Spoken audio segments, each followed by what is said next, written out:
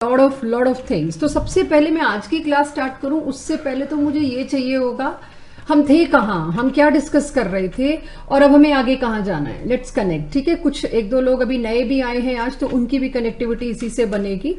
So what you are suppose to understand now, पहले मैं बता दूं हम अब तक क्या करके आए हैं। हम अब तक एक चीज करके आए हैं खास करके कि रदरफोर्ड के मॉडल को, रदरफोर्ड ने क्या मॉडल दिया था? रदरफोर्ड ने कहा था बीचों बीच है न्यूक्लियस, उसके चारों तरफ है इलेक्ट्रॉन जो रिवॉल्व कर रहा है फोर्सेस ऑफ अट्रैक्शन की वजह से।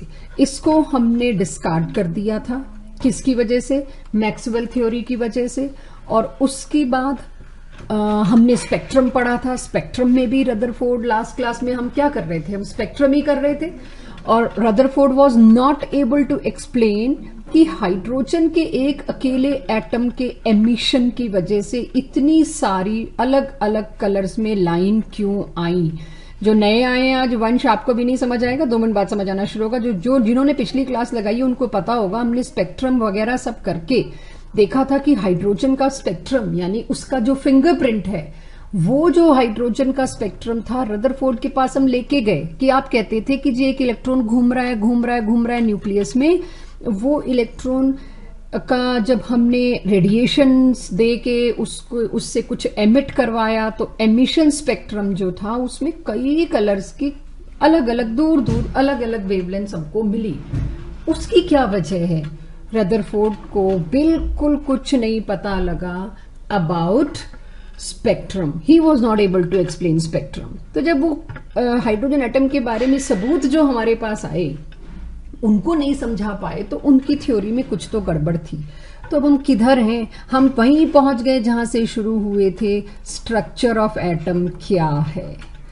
यहां आते हैं साइंटिस्ट नील बोर, और ये अब हम 19वीं सेंचुरी के बीचों बीच पहुंच रहे हैं। नील बोर ने क्या बड़ी चालाकी से ये पॉस्टुलेट अपने डाल के दिए, जिससे उन्होंने पहले ही अंडरस्टैंड कर लिया जिन जिन बातों पे रदरफोर्ड गायब हुए थे, रदरफोर्ड डिस्क्वालीफाई हुए थे या रदरफोर्ड को डिस्कार्ड किया गया था, उन्हीं चीजों को मैं थोड़ा सा बदल दूं सो दैट मेरा मॉडल सही हो। और यही अप्रोच सही भी है। जिस चीज पर पहली थ्योरी डिस्कार्ड होती है उसी पर दूसरी थ्योरी बननी शुरू होती है। जिस पर वो फेल हुआ उसी पर हम नई थ्योरी रखेंगे। सो आज हम कहाँ शुरू कर रहे हैं? आज हम शुरू कर रहे हैं उस जगह से कि रदरफोर्ड का atom was not successful. Rutherford के एटम का model was not successful. Let's get to something else. तो अब रदरफोर्ड को डिस्कार्ड करने के लिए ही हमने इलेक्ट्रोमैग्नेटिक रेडिएशन थ्योरी और प्लैंक्स थ्योरी ये सब पढ़ा। अब पिछले असाइनमेंट्स में एक डाउट रह गया था जिसको मैं आज अभी शुरू करूंगी। सो हम अब हैं कहां पर? हमें ये पता चल गया कि रदरफोर्ड के मॉडल की 2 बहुत बड़ी कमियां थी।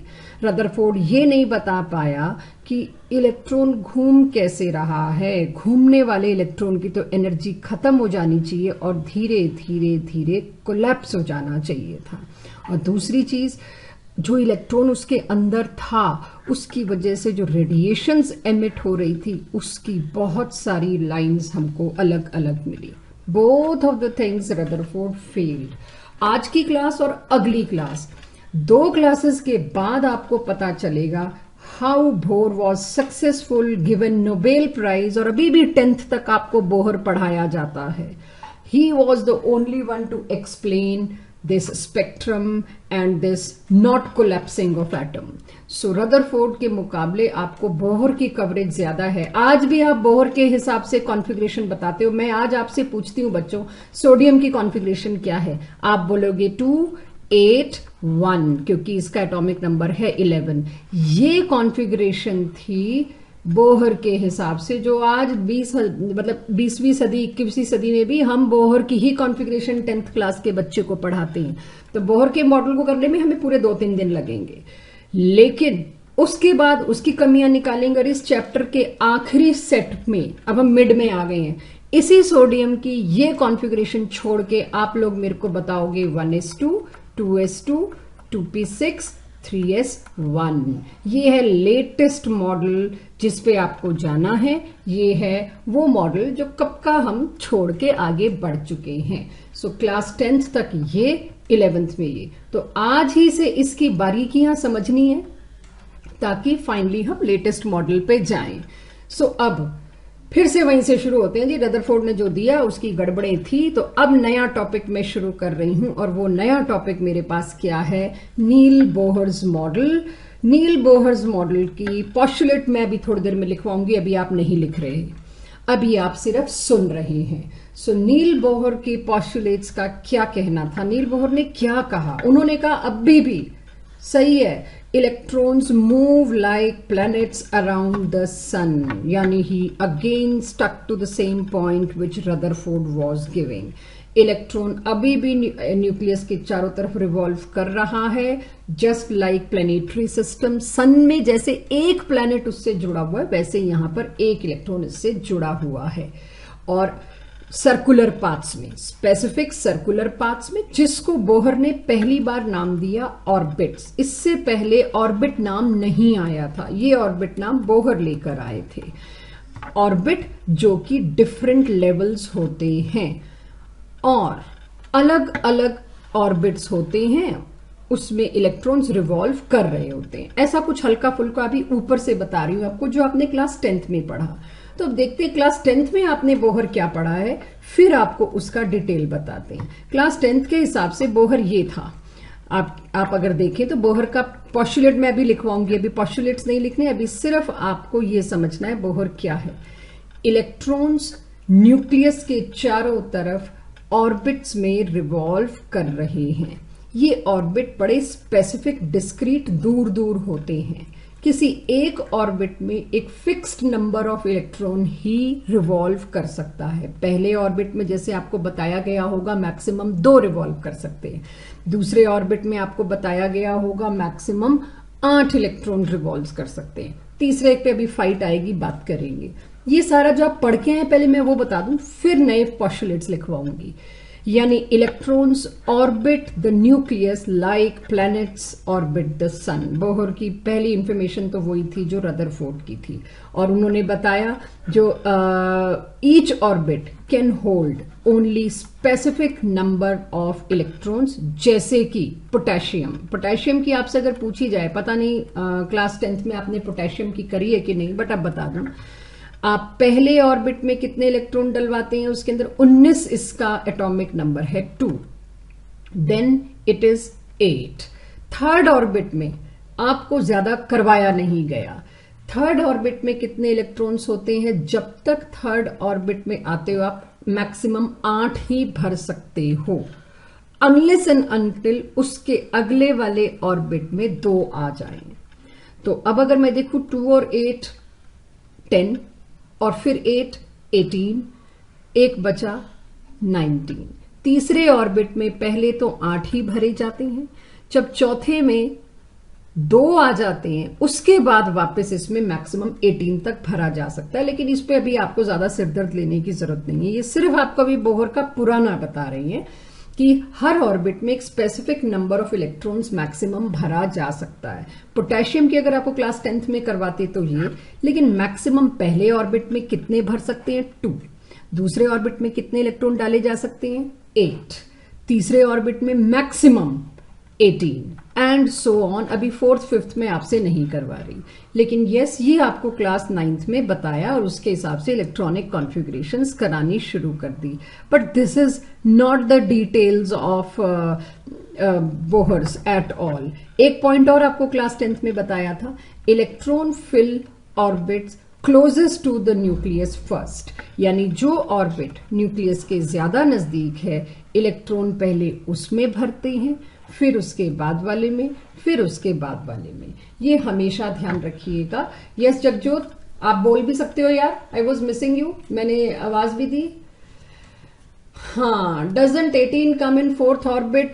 जगजोत यही तो बोहर का मॉडल अब मैंने पढ़ाना है, यही है। और आज की क्लास और अगली क्लास के एंड तक आप मुझे बताओगे। गुड क्वेश्चन, थोड़ा पेंडिंग रखते हैं क्योंकि मैं पुराने मॉडल से, यानी बोहर जितना आपने पढ़ा है ना, उससे नहीं आपको रटवाने वाली।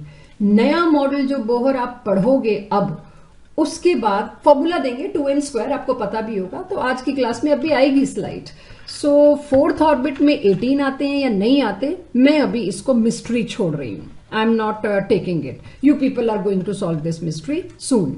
सो अब इसके बाद मेरे पास बोहर मॉडल, ये पुराना था, आप सबको एक टॉपिक पे लेके आना था, कनेक्टिविटी सबकी देख लेनी थी। तो अब हम आ जाते हैं postulates of Bohr atomic model. अगर मैं कहूं ये इस चैप्टर की हार्ट बीट है तो वो गलत नहीं होगा। इस चैप्टर को अगले आने वाले 1.5-2 साल तक, चेतन कुछ कहना है तो माइक ऑन कर सकते हो, इस चैप्टर को आने वाले 1.5-2 साल तक आप सिर्फ बोहर के लिए पढ़ेंगे। Yes Chetan, I am coming to that. नहीं, 2n² वॉज नॉट फेल, थोड़ी सी पेशेंस रखो। दिक्कत ये है कि आप लोगों ने 10th में ना बोहर मॉडल का ना ऊपर का एक दाना पढ़ लिया है और उसी वजह से आप लोगों को ये इशू आ रहा है। आज बोहर मॉडल पुराने वाले को साइड में करके पूरा पढ़ेंगे 1.5 घंटा, उसके बाद ये फेल पास आप खुद बताएंगे मेरे को। कुछ फेल नहीं हुआ, कुछ पास नहीं हुआ अभी। So Chetan Jagjot, keep your horses back. अभी जैसे ही ये खत्म होएगा I will ask you these questions and you will be able to answer me, right? So, ये चैप्टर का यही टॉपिक है जो IIT एडवांस में मेनली पूछा जाता है। मैंने आपको बताया था या तो फोटो इलेक्ट्रिक इफेक्ट या ये फोटो इलेक्ट्रिक इफेक्ट से बड़ा बॉम्बशेल है लेकिन इजी है। If you can today only, आप किसी साइट पे सर्च कर लेना, स्ट्रक्चर ऑफ एटम से आए हुए पिछले 30 सालों के क्वेश्चंस की coverage, you will see everywhere Bohr या लेटेस्ट मॉडल। तो इस चैप्टर की जान यहां से शुरू होती है। अगर इसकी पहली क्लास मिस कर दी तो अगली 3 क्लासेस वैसे ही धुल जानी है। सो अब आप लोग बोहर्स का मॉडल एक एक करके पॉइंट नोट करेंगे, समझेंगे विद स्लो स्पीड। ये स्कूल में भी बहुत आता है, कॉम्पिटिशन्स एडवांस। आज आपको शीट में लेवल 1 लेवल 2 दोनों के क्वेश्चंस दिए गए, उसके लायक बनाएंगे। लेवल 3 जब सही लगेगा तब आपको देंगे, लेवल 3 भी होगा। So postulates of Bohr atomic model. First postulate, जो पिछला पढ़ा हुआ था थोड़ी देर के लिए ना, उसको बिल्कुल भूल जाना। निहायत ही बकवास बोहर मॉडल आपको पढ़ाया गया है, उसको एकदम साइड में कर दीजिएगा। उसका एक भी चीज लाए तो लेटेस्ट में गए, आपको सिर्फ ऊपर का एक क्रीम दे दी बस। बच्चों ये होता है और आप भी खुशी खुशी याद करके आ गए हो। अब सुनो क्या कहता है बोहर का पहला पोस्टुलेट, वेरी शार्प पोस्टुलेट। बहुत चालाकी से उन्होंने पोस्टुलेट दिए कि कोई इलेक्ट्रोमैग्नेटिक रेडिएशन थ्योरी, कोई प्लैंक्स थ्योरी, कोई आइंस्टाइन आके इसको चैलेंज नहीं कर पाया। See the smartness of the scientist. He said, electrons revolve around the nucleus in fixed circular path. अब मैं फिक्स्ड सर्कुलर का मतलब बताऊंगी, पहली बार आपको पता चलेगा वो क्या है, जिनको कहा गया ऑर्बिट्स या शेल्स या एनर्जी लेवल्स। आज के टेस्ट में कंफ्यूज नहीं होना मैम, शेल्स क्या थे, ऑर्बिट्स क्या थे, एनर्जी लेवल क्या थे। बी प्रिपेयर्ड, अच्छा टेस्ट दिया आज मैंने आपको। सो फिक्स्ड सर्कुलर पाथ्स जैसे कि ऑर्बिट्स, शेल्स और एनर्जी लेवल, जो जिसको पसंद आए वो नाम बोल सकता है। मुझे जो पसंद आएगा मैं वो क्वेश्चन में डाल दूंगी। सो इलेक्ट्रॉन्स जो हैं एटम के अंदर, have a look, electrons at, ये पोस्टुलेट्स नोट होनी चाहिए एक एक। एटम के अंदर इलेक्ट्रॉन अपने फिक्स्ड सर्कुलर पाथ में घूमे जा रहे हैं और ये पाथ जो हैं वो मैंने क्या वर्ड बोले, फिक्स्ड या स्टेशनरी हैं, इसीलिए इनको बोला गया स्टेशनरी ऑर्बिट्स। बोहर को कोई कल को आपको कहे बोहर के लिए एक शब्द दो जिसमें सारा बोहर समा जाए, 6 पोस्टुलेट्स हैं, 8 पोस्टुलेट हैं, एक ही शब्द में सारा बोहर समा जाता है, वो है स्टेशनरी ऑर्बिट। फिक्स्ड और स्टेशनरी का क्या मतलब है? फिक्स्ड और स्टेशनरी का normal day to day life में आप मतलब क्या लेते हैं? जो हिल नहीं सकता, पैक्ड है, जो ना बड़ा हो सकता है एक्सपैंड होके, ना श्रिंक हो सकता है, छोटा हो सकता है, कुछ नहीं, जिसकी पोजीशन फिक्स्ड है। अब आप लोग एक चीज सोचो, ये है आपके सामने एक लेडर, राइट? मैं एक लेडर बना रही हूं आपके सामने। अगर इस लेडर से, ये है जमीन जहां आप खड़े हैं, राइट? इस लेडर से आपको ऊपर चढ़ना है, you have to use fixed stationary levels, या सीढ़ियां चढ़नी है, नॉर्मल सीढ़ियां भी आप चढ़ते हैं, तो मैं सीढ़ी यहां बना नहीं पा रही थी इसलिए मैंने लेडर बना दिया। आप पहला पैर इस पे रखोगे, फिर आप दूसरा पैर इस पे रखोगे, फिर अगेन पहला पैर इस पे रखोगे और एक एक लेवल पे पैर रख रख के आप चढ़ते जाओगे और ये आपको आगे पहुंचाएगा। ये कहलाते हैं स्टेशनरी और फिक्स्ड। यानी क्या ये वाला दूसरा, पहला स्टेप, दूसरा स्टेप, तीसरा स्टेप, दूसरा स्टेप फैल के यहां पहुंच सकता है? नहीं। दूसरे से तीसरे स्टेप के बीच में स्पेस तो है, पर वो स्पेस आप पैर रखने के लिए इस्तेमाल नहीं कर सकते। ये डिस्क्रीट हैं, ये दूर दूर हैं। एक डिस्क्रीट मतलब होता है विद बाउंड्रीज। डिस्क्रीट वर्ड आपको मैंने प्लैंक्स में भी पढ़ाया था, छोटे छोटे अलग अलग पैकेट्स। यानी एक सीढ़ी, दूसरी, तीसरी, एक स्टेप, दूसरा स्टेप, तीसरा स्टेप, इन दोनों के बीच में बच्चों ऐसा थोड़ी है कि स्पेस नहीं है, यूनिवर्स ही खत्म हो गया, हवा नहीं है, सब है, आप यूज नहीं कर सकते। आप चाह के भी पैर नहीं रख सकते। या तो आपका पैर स्टेप नंबर 1 पे होगा, स्टेप नंबर 2 पे होगा, स्टेप नंबर 3 पे, and so on. Similarly Bohr ने कहा या तो इलेक्ट्रॉन का पहला सर्कुलर पाथ यानी पहला ऑर्बिट, उसमें इलेक्ट्रॉन रह सकता है, या दूसरे में रह सकता है, या तीसरे में रह सकता है, या चौथे में रह सकता है। There is nothing in between. जैसे सीढ़ी के 2 स्टेप्स में कुछ नहीं है। यानी आप एक बिल्डिंग में ऊपर चढ़ रहे हैं तो सीढ़ियों पे पैर रख के चढ़ रहे हैं, एक पे रखा, दूसरे पे रखा, तीसरे पे रखा। लेकिन इन्हीं सीढ़ियों की जगह अगर स्लोप होता तो आप बहते हुए उतर आते, बहते हुए चढ़ जाते, तब तो आपके लिए कोई अलग स्टेप्स नहीं थे। तो यहां पर रदरफोर्ड और बोहर में फर्क ही यही है। बोहर एक तरह से स्लाइड, रदरफोर्ड एक तरह से स्लाइड था, इलेक्ट्रॉन का पूरी एनर्जी गिरती गई। बोहर कहता है ना, इलेक्ट्रॉन रिवॉल्व करता है एक स्टेशनरी, यानी वो पाथ मूव नहीं कर सकता। वो ऑर्बिट ना छोटा हो सकता है श्रिंक होके, ना बड़ा हो सकता है एक्सपैंड होके। They are stationary orbits. अभी आपको इसका मतलब नहीं समझ आएगा, थोड़ी देर बाद समझ आएगा, लेकिन पहले इस पॉस्टुलेट को लिख लीजिए कि electron stationary fixed circular path में रिवॉल्व करते हैं, जिसको कहते हैं ऑर्बिट्स, शेल्स और एनर्जी लेवल्स। दूसरी बात, हर सर्कुलर ऑर्बिट की एक फिक्स्ड एनर्जी होती है। अब आप सोचो ये क्या है, ये ऑर्बिट इलेक्ट्रॉन के घर हैं? नहीं, कह सकते हो ठीक है इलेक्ट्रॉन इसमें रिसाइड कर रहा है, बट एक्चुअली कोई बिल्डिंग या कोई पाथ या कोई छल्ला थोड़ी बना हुआ है एटम में। नो, ये क्या है? They are energy levels. Energy तो पढ़ रहे हैं हम शुरू से कि इलेक्ट्रॉन की एनर्जी इतनी हुई कि वो इस घर में रह सकता है, किराया इतना दे सकता है तो वो इस घर में रहेगा, और अलग उसको ऑर्बिट में रहना है तो उसकी एनर्जी इस ऑर्बिट से मैच करनी चाहिए। जैसे रेंट मैच करता है तो ही घर आप ले पाते हो। सिमिलरली इलेक्ट्रॉन सबसे कम रेंट सबसे पहले वाले में होता है ऑब्वियसली। सो दूसरा पोस्टुलेट समझना, every circular orbit will have a certain amount of fixed energy। हर एक की फिक्स्ड किराया है, हर एक की फिक्स्ड एनर्जी है, और इन सर्कुलर ऑर्बिट्स को नाम दिया गया शेल्स, जो मैंने ऊपर भी बता दिया लेकिन नीचे भी बता दिया। सो इनको ऑर्बिटल वर्ड नहीं, सॉरी इट्स मिस्टेक, ऑर्बिटल नहीं होना चाहिए था, ये लेटेस्ट मॉडल ने अल किया, अभी हम ऑर्बिट पे हैं। इन्हीं सर्कुलर ऑर्बिट्स को ऑर्बिट्स या शेल्स कहा गया, राइट।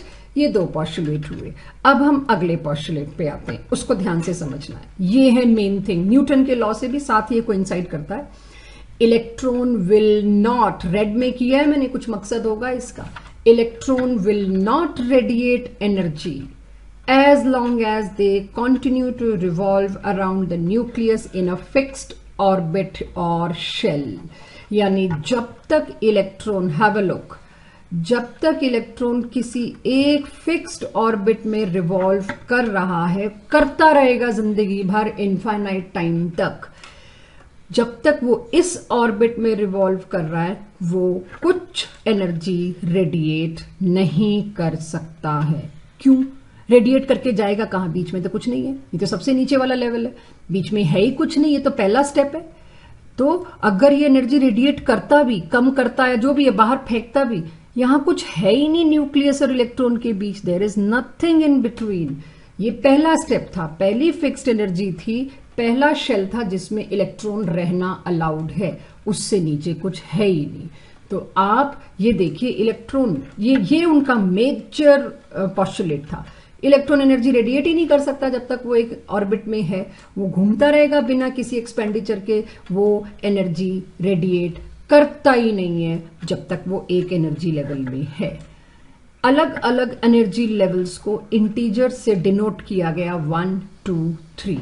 आपको KLMN बताया गया होगा, कोई बात नहीं, मैं आपको बता रही हूं यहां पर जो आपने KLMN पढ़ा वो भी चलेगा, वो भी आपसे पूछेंगे। एक और इन्होंने साथ में, ये इनका पॉस्टुलेट है बकायदा, KLMN की जगह अब उन्होंने नंबर यूज किया 1 2 3 4, 0 नहीं है because there is nothing like 0। Minimum ये शेल तो है ही हर इलेक्ट्रॉन के लिए या कुछ के लिए, जिसके लिए भी, फिर 2 फिर 3 फिर 4। तो इन ऑर्बिट्स का नंबर दिया गया 1 2 3 एंड सो ऑन। पांचवा postulate, the lowest energy level is near by nucleus side. जो नियरेस्ट होता है न्यूक्लियस की साइड में, that is n is equals to 1। जो सबसे नजदीक है न्यूक्लियस के, उसकी एनर्जी सबसे कम होगी, दैट इज लोएस्ट। जैसे जैसे आप आगे जाते जा रहे हैं, एनर्जी क्या होती जा रही है, इंक्रीज होती जा रही है, ठीक है।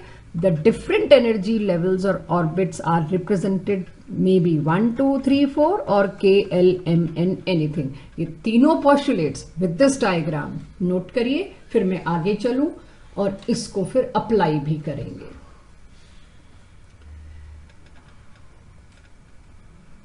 I hope these 3 points should be noted with everybody. उसी चीज का टाइम दे रही हूं।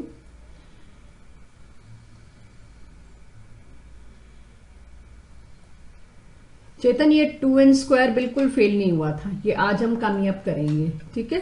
10th तक के लिए फेल था, राइट, लेकिन आज हम इसको सक्सेसफुल करेंगे। और जब मैं तुम्हें फॉर्मूला बताऊंगी तो तीसरे और चौथे ऑर्बिट के तुम ही इलेक्ट्रॉन्स के नंबर बताना। सो यहां आप देखिए 3rd 4th 5th ये 3 मेरे पास पॉस्टुलेट्स थे। अब एंड में चलते हैं, ठीक है मैम। हाँ जी, एक क्वेश्चन। हाँ बोलो। मैम, आपने एक बार पहले बताया था कि जो इलेक्ट्रॉन्स होते हैं, जब आपने एक बार समझाया था कि एक ऑर्बिट में एक इलेक्ट्रॉन आपने दिया हुआ था कि अगर ईस्ट डायरेक्शन में है तो दूसरा इलेक्ट्रॉन हाँ, कहाँ होगा। आज देखो रदरफोर्ड तो धुल गया, वो तो मैंने रदरफोर्ड के अंदर रह के बताया था आपको कि रदरफोर्ड के हिसाब से, मेरे हिसाब से नहीं, रदरफोर्ड के हिसाब से सोचो, एक इलेक्ट्रॉन इधर था तो दूसरा किधर होगा, तो आप लोगों ने उसी ऑर्बिट में ऑपोजिट डायरेक्शन बता दी थी। तब मैंने कहा था रदरफोर्ड के जमाने में तो ये था ही नहीं सच, उसके जमाने में था दूसरे इलेक्ट्रॉन का ऑर्बिट दूसरा। अब रदरफोर्ड गया, अब नया मॉडल आ रहा है। और बोहर ने वो कहा जो आपने 10 तक पढ़ा है, वो अभी मैं अगली स्लाइड में ला रही हूं कि किसमें कितने इलेक्ट्रॉन्स हो सकते हैं और वो कहां हो सकते हैं। यू हैव टू वेट, ठीक है। बट यस, वो मैंने रदरफोर्ड में रह के कहा था। बच्चों, आज जो भी मैं पूछूंगी, जवाब दूंगी, या आप लोगों को टेस्ट में करना होगा, जो भी आपकी नॉलेज है वो बोहर तक है, ठीक है। बोहर के बाद तो अच्छी बात है, आपको 10th में पढ़ाया ही नहीं गया, इसलिए आप सोच ही नहीं सकते। सो जो भी अभी हम आज बात सेट करेंगे, अगली क्लास में बात सेट करेंगे, घबराना नहीं, उससे अगली क्लास में उसको धज्जियां उड़ा देंगे, ठीक है। हमें आज 2020 में पहुंचना है ना, हमें देखना है ना पहले क्या चीजें आई। सो जिस वक्त मैं बोहर की बात कर रही हूँ, बोहर बिल्कुल सही है। 1-1.5 क्लास बाद बोहर के सारे कॉन्सेप्ट की धज्जियां उड़ाने वाले हैं। ये आपने देखा, मैंने आपको बताया सोडियम की कॉन्फ़िगरेशन आप बड़े मजे से 281 बता देते हो। 3-4 क्लासेस के अंदर अंदर आप बताओगे ये क्या कॉन्फ़िगरेशन है। कॉन्फ़िगरेशन है 1s2 2s2, इसका नामो निशान नहीं सुना होगा काफी लोगों ने, एंड 3s1। सो ये यहां पहुंचना है, यहां से ये पुराना मॉडल है। जब किसी बच्चे से इलेक्ट्रॉनिक कॉन्फ़िगरेशन पूछी जाती है और वो ये 2-8 वाले में देता है ना, हम समझ जाते हैं ये 10 तक का है, इसने 11th का स्ट्रक्चर ऑफ एटम नहीं पढ़ा।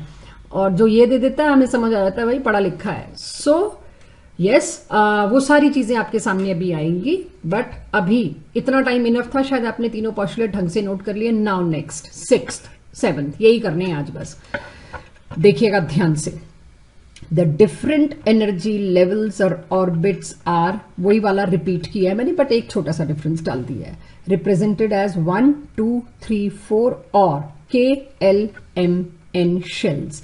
उसी पॉइंट को मैं नई स्लाइड पे लाई हूं सो दैट आपको डिस्कनेक्टेड फील ना हो। लेकिन ये पॉइंट 6 क्यों बनाया है, इसके लिए। ये पॉइंट 6 है, द लोएस्ट एनर्जी लेवल, जो न्यूक्लियस के सबसे नजदीक होता है, उसको पूरी केमिस्ट्री में 2 साल ग्राउंड स्टेट कहा जाएगा। आज के बाद आप ये पूछते हैं ग्राउंड स्टेट क्या होता है, तो आपको लिटरली पूछा जाएगा भाई स्ट्रक्चर ऑफ एटम पढ़ के आए हो कि नहीं पढ़ के आए।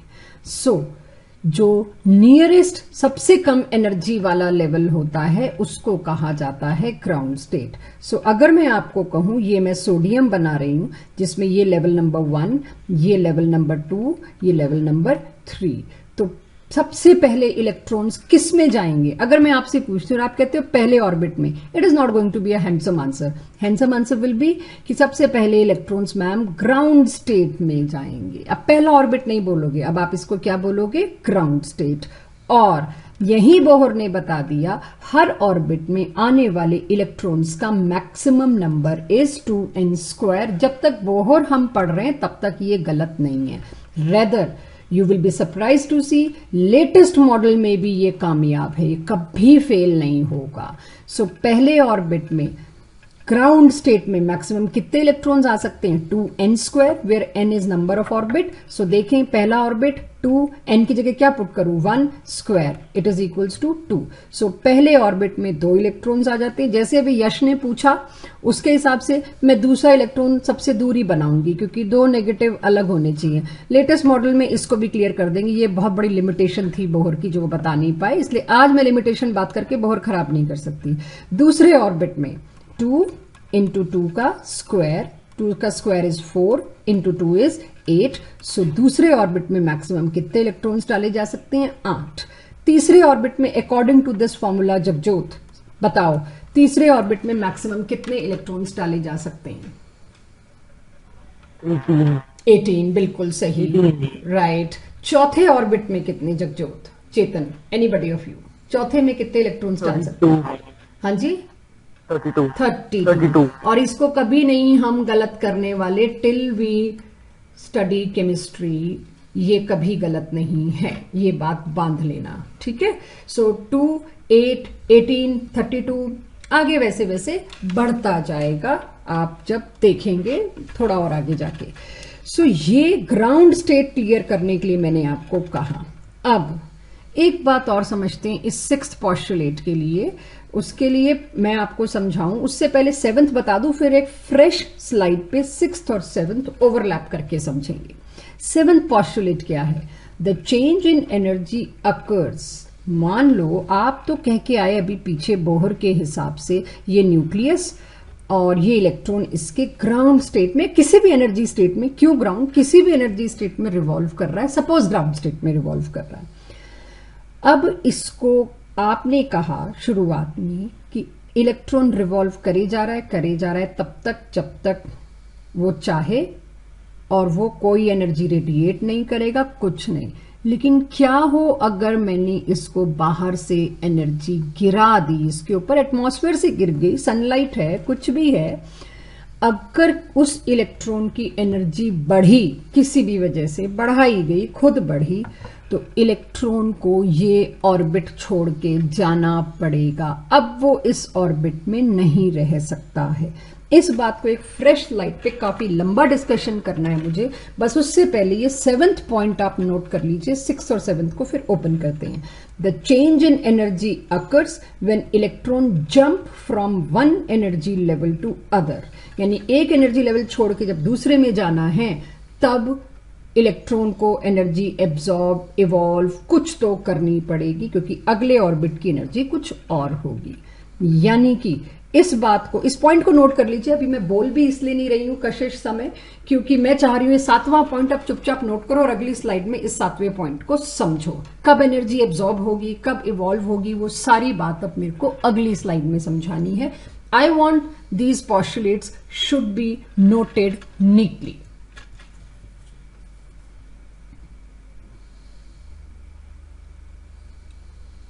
Okay, I hope it is noted now. Vidushi noted.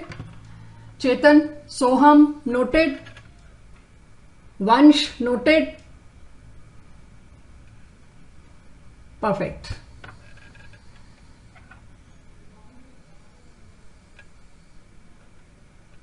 Good. तो अब हम इसको समझते हैं। जो भी नोट किया था आपके सामने, अब मैं हटा रही हूं, मेरे सामने नहीं है वो, ठीक है। मैं आपके सामने अब एक डायग्राम ला रही हूं जिसमें 6ठे और 7वें पोस्टुलेट का डिटेल बात करते हैं।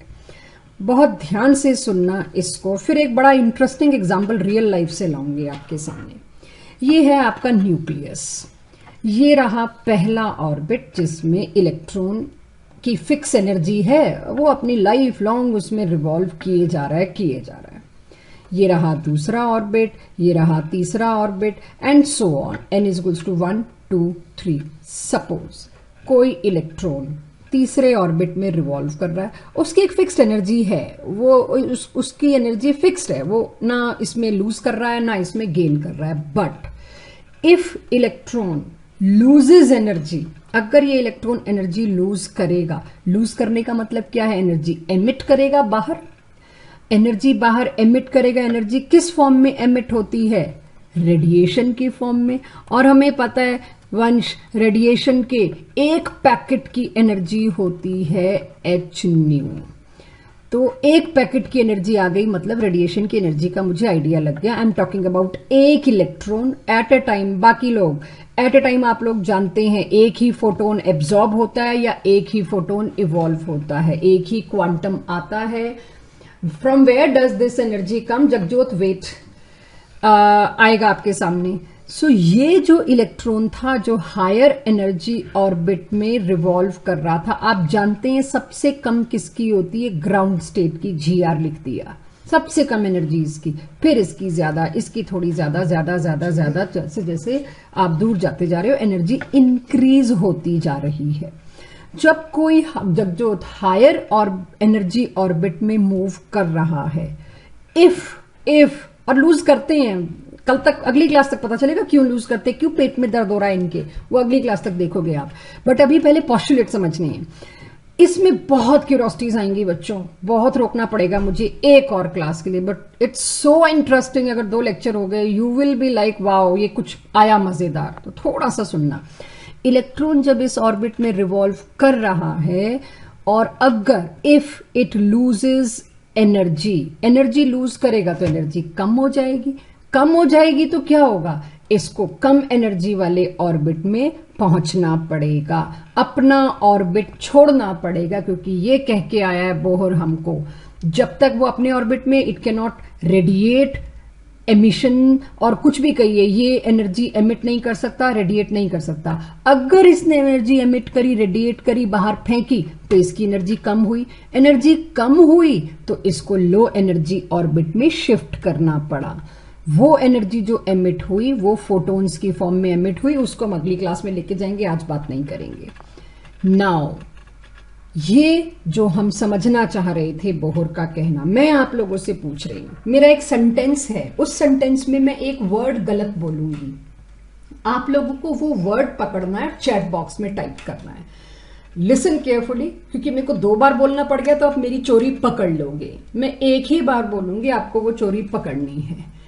If electron is revolving in a higher energy orbit, ये ग्राउंड है, ये हायर हैं जितने भी उसके बाद वाले। If electron is revolving in a higher energy orbit, when it will emit radiation, it will flow to next lower energy level or any lower energy level। इसमें मैंने एक शब्द गलत बोला है, लोअर। प्राची कह रही है lower, any lower energy level, ये वर्ड मैंने सही बोला है। किसी भी लोअर, मतलब ग्राउंड स्टेट की एनर्जी लीस्ट होती है, ये याद रखना। तो अगर ये अपनी एनर्जी लूज करेगा तो किसी भी लोअर एनर्जी में पहुंच सकता है, इसमें या इसमें, डिपेंड करता है ये कितनी एमिट करेगा। Jagjot, emit is correct word ना, पकड़ो कोई और पकड़ो, फिर देखते हैं। फिर मैं लास्ट में दोबारा बोलूंगी, lower is not wrong, I have said correct. Emit भी मैंने करेक्ट कहा है, रेडिएशन एमिट ही तो करता है। एनी, नो इशमिन, एनी लोअर, ठीक है, इसको मैं मैंने नहीं गलती करी। वो क्यों? क्योंकि जितनी एनर्जी एमिट करेगा उस हिसाब से उतना ही नीचे वो पहुंच जाएगा, तो इसीलिए मैंने एनी बोला। So this is also correct. Any other word सारे लिख दो एक एक करके। अचानक से पार्टिसिपेंट्स इतने कैसे बढ़ गए? नैन्सी, कौन आया लेट, देखना एक बार। मूव फ्रॉम हायर, ये तो तुम मेरे सेंटेंस को इलेबोरेट कर रहे हो Soham. Jagjot, photon, no, flow, there comes Yashika. Y alphabet आया, लेट आया, बट जोरदार आया है, बिल्कुल सही। यशिका, फ्लो की जगह क्या होना चाहिए था?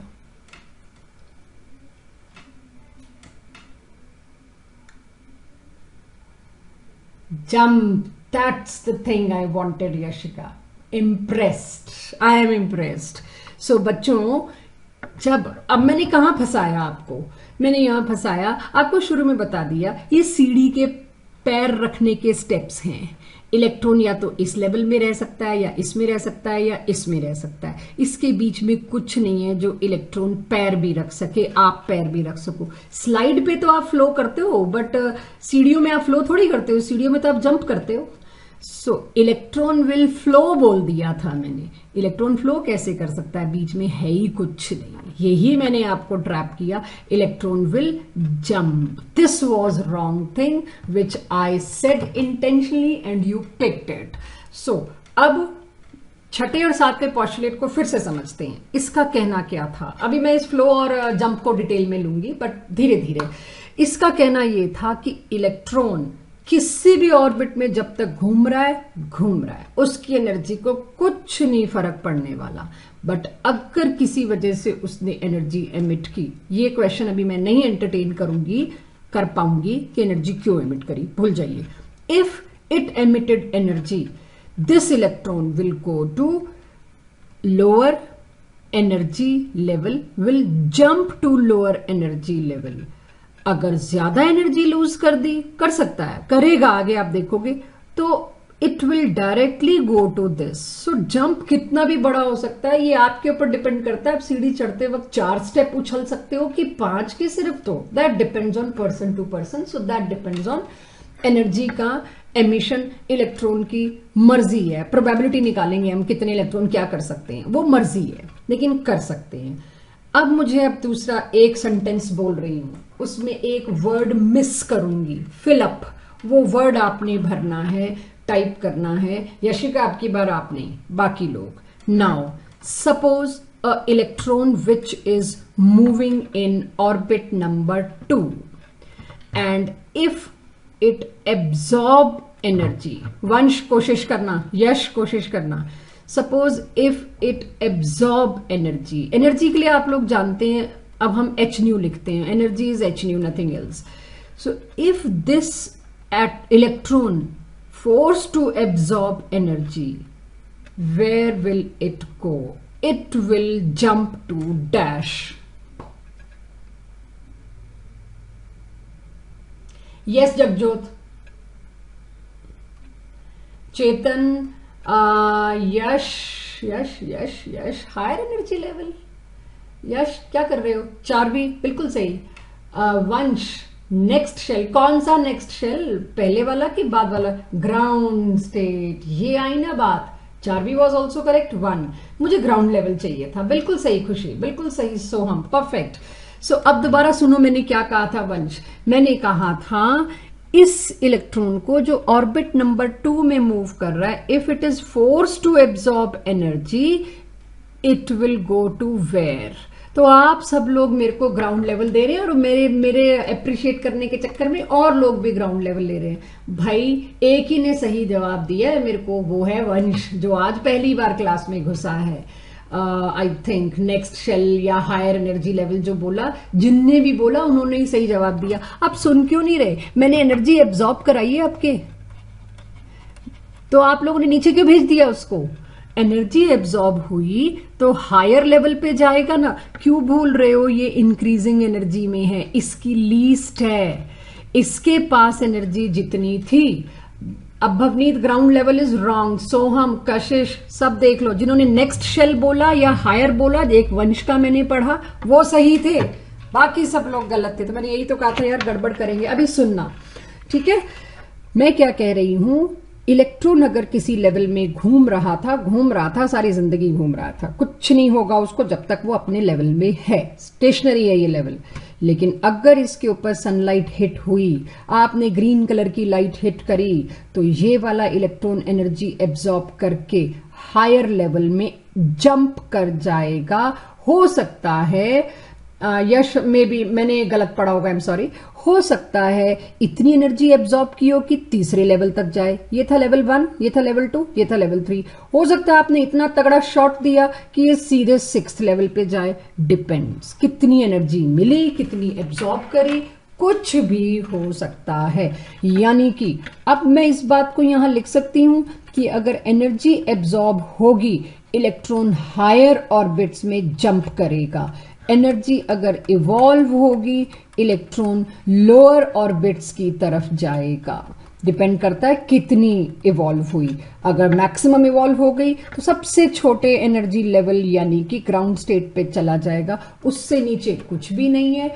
इसीलिए yes Jagjot, I told your answer. Will the amount of energy emitted will be enough to make electron jump to preceding energy levels? Yes, otherwise कोई चारा ही नहीं है। आप तीसरे स्टेप से दूसरे पे ही उतरोगे, तीसरे से दूसरे के बीच में कुछ है ही नहीं।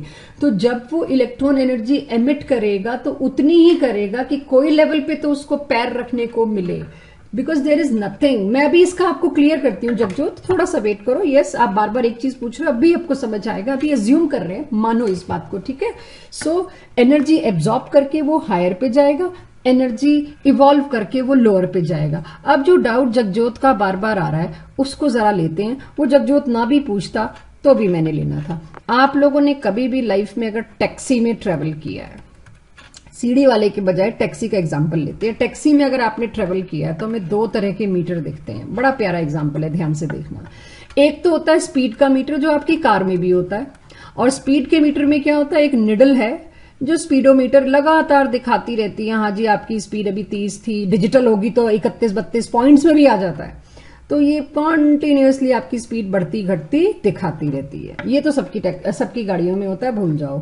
एक टैक्सी में स्पेसिफिक मीटर होता है जो बिल का मीटर होता है। आजकल तो ओला उबर में वो भी नहीं है, बट अगर आप वो ऑटोज और वो जो पुराने जमाने की टैक्सीज हैं उसको देखें जो चंडीगढ़ में नहीं है, उसमें एक बिल का मीटर होता है। जैसे ही आप उसमें बैठते हैं बिल का मीटर वो डाउन कर देता है। उस बिल के मीटर में अगर आप देखो तो एक चीज चलती है, जैसे पेट्रोल पंप में रेट पैसों का मीटर चलता है, बिल्कुल वैसे ही। अब उसमें क्या होता है, जैसे ही आपने गाड़ी में टैक्सी में बैठे, टैक्सी स्टार्ट हुई, आपने कहा आपको वहां जाना है, तो आपके बिल का मीटर शुरू हो जाएगा। उसमें मिनिमम अमाउंट लिखा होगा 12, क्वांटाइज्ड, यानी बोहर की सक्सेस। बोहर ने एक बहुत बढ़िया चीज लाके हमको दी, और वो लाके दी क्वांटाइजेशन। सीढ़ी के स्टेप्स का होना क्वांटाइजेशन है। बिल के मीटर को आप देखने वाले हो, ये क्वांटाइजेशन। आपके बिजली के बिल के मीटर्स में भी देखना, ये मिलेगा आपको।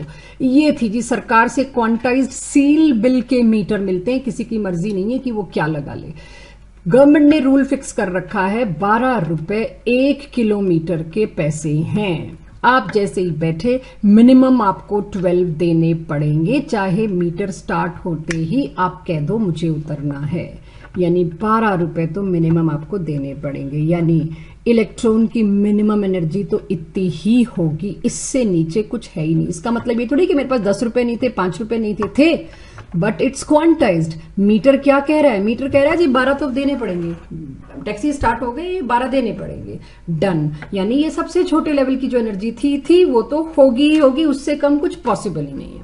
ओके, आप डिस्टेंस ट्रेवल करते हो 2 किलोमीटर, आपको बिल कितना देना पड़ेगा? एकदम से आप देखोगे ये मीटर जो है जंप कर जाएगा। देखना जंप वर्ड, जैसे ही आपका 1 किलोमीटर पूरा हुआ और दूसरा शुरू हुआ, मीटर में एक वैल्यू डिस्प्ले होगी 24, आपको 24 रुपए देने हैं। जैसे ही आप 3 किलोमीटर की तरफ बढ़ते हो तो आपका मीटर क्या शो करेगा, 36 रुपीज। क्या हो अगर मैंने 2.5 किलोमीटर ट्रेवल किया? आप कभी नेगोशिएट करके देखना, अगर मैंने 2.5 किलोमीटर ट्रेवल किया तो भी मेरे को 36 रुपए देने हैं। क्यों जी? गवर्नमेंट का क्वांटाइज्ड मीटर है। या तो आप मेरे को 24 रुपए पे करोगे या उसके बाद सीधे 36 रुपए पे करोगे। अब ये 2 किलोमीटर का था, ये 3 किलोमीटर का था, मैं तो सिर्फ 2.2 किलोमीटर आई, मैं उससे नेगोशिएट करूं, पॉसिबल ही नहीं है। वाई? बिकॉज बीच में कुछ है ही नहीं। इट डजंट मीन कि 24 रुपए और 36 रुपए के बीच कोई करेंसी नहीं आती, कोई गिनती नहीं आती। गिनती तो है, बट इस मीटर के लिए वो पॉसिबल नहीं है, इट्स फिक्स्ड। और ये क्वांटाइज्ड मीटर गवर्नमेंट ही अलॉट करती है, अपनी मर्जी से कोई नहीं कर सकता। सिमिलरली इलेक्ट्रॉन, या तो उसके पास 12 रुपए की पेमेंट है, या उसको देनी है 24 रुपए, या उसको देनी है 36 रुपए, उसके पास कोई चॉइस नहीं है। सो जब जो आप बार बार पूछ रहे थे, will the amount of energy emitted will be enough, but ma'am it's middle shell will not get unstable. Why unstable? ये शेल तो अपनी जगह खड़े हैं। आप ये देखो 12 से मीटर कूद के 24 पे गया, 24 से मीटर कूद के 36 पे गया। क्या कहने का मतलब है? ये पहला शेल है, ये दूसरा शेल है, ये तीसरा शेल है। अगर आपको ज्यादा लंबा चलना है तो 24 को कूद के आपका मीटर 36 पहुंचेगा, फिर कूद के आगे पहुंचेगा। सो अभी आप लोगों के क्वेश्चंस को थोड़ा सा आप एक बार साइड में रखिए। अभी बोहर अभी हमारा कुछ भी नहीं हुआ है। सो आप लोग ये बातें ही नहीं समझ पा रहे जो पूछ रहे हैं, इसका कोई सेंस ही नहीं बन रहा है। सो आपको मैं बता रही हूं पहली बार बोहर का ये पॉस्टुलेट। तो अभी जरा सुनिए, फिर आपको एंड में सवाल जवाब का पूरा टाइम दिया जाएगा। सो इसका मतलब पहली बार बोहर ने 6th और 7th पॉस्टुलेट जो हम पढ़ रहे हैं उससे मुझे पता चला। रेदर पहले ही पॉस्टुलेट से क्वांटाइजेशन ही तो चल रहा है बोहर में। Have a look. पहला पॉस्टुलेट क्या था बोहर का? फिक्स्ड। पहले ही पॉस्टुलेट में उसने स्टेशनरी और फिक्स्ड बोल दिया। तो पहले ही दिस इज सक्सेस। बोहर की सबसे बड़ी सक्सेस थी, उसने पहली बार क्वांटाइजेशन वर्ड लाया। मतलब कुछ ही कर लो, एनर्जी फिक्स है। सो अब समझना बच्चों फिर से कि अगर इलेक्ट्रॉन तीसरे लेवल में है, जल्दी मत करना सवाल पूछने की, अगर इलेक्ट्रॉन तीसरे लेवल में है तो उसको आप किसी भी वजह से अगर वो एनर्जी एमिट करता है तो वो गिर जाएगा, जंप करेगा, या तो लोअर एनर्जी 2 में, डिपेंड करता है उसने कितनी करी।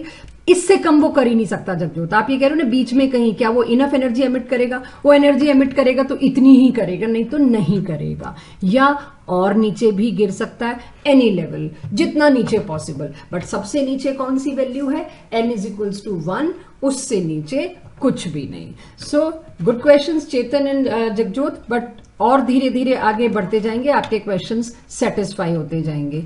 नाउ 6th और 7th पॉस्टुलेट करने के बाद आखिरी चीज पे आते हैं आज के लिए, फिर इसको हम इम्प्लीमेंट करेंगे। फर्स्ट ऑर्बिट, वैसे ही बता रही हूं आपको, बता चुकी हूं बट ऐसे ही।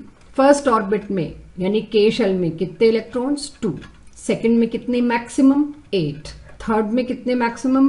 18। फोर्थ में कितने मैक्सिमम? 32। इसका आजकल में कोई काम नहीं है, बस ऐसे ही बोहर के आपको ये इन्फॉर्मेशन ऑलरेडी जो पता है उसको फिर से रजिस्टर कर रहे हैं। अब आ जाते हैं यही वाली बात 2n²।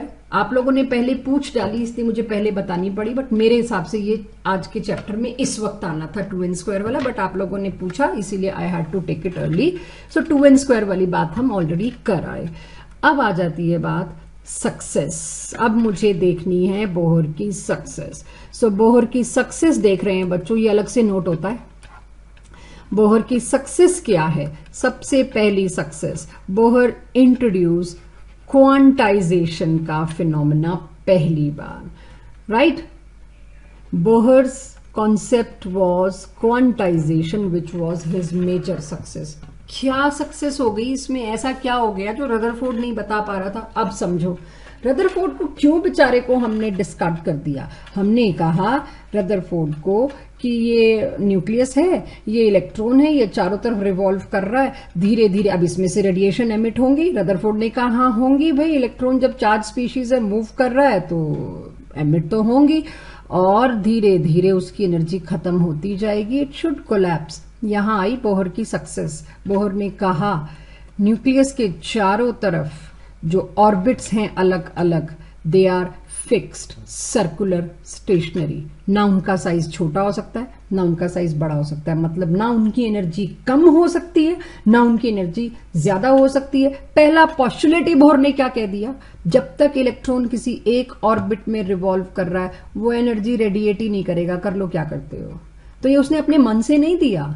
जब देखा भाई चारों तरफ एटम सदियों सदियों स्टेबल है, इसका मतलब वो एनर्जी रेडिएशन दे ही नहीं रहा है। क्यों नहीं दे रहा है? क्योंकि उसका फिक्स्ड पाथ है, उसकी लाइफ का गोल सेट है, उसने इस ऑर्बिट में रिवॉल्व करना है। और सबसे छोटा ऑर्बिट, सबसे ग्राउंड वाला ऑर्बिट, उससे नीचे तो कुछ भी जा ही नहीं सकता, देयर इज नथिंग। तो 12 रुपए तो जी है ही है, यानी ये लेवल तो हमेशा है, nobody can destroy this. That's the stability quantization of. तो ये सक्सेस की हेडिंग में ये वाली बात क्वांटाइजेशन लिखिए और उसके अंदर वही बात को अपनी लैंग्वेज में बाद में कन्वर्ट कर लेना। बुकलेट में इस पे पूरा एक पैराग्राफ दे रखा है, how to write this phenomena of quantization, तो वो आप वहां से नोट कर सकते हैं। सो अब पहली सक्सेस तो ये हुई।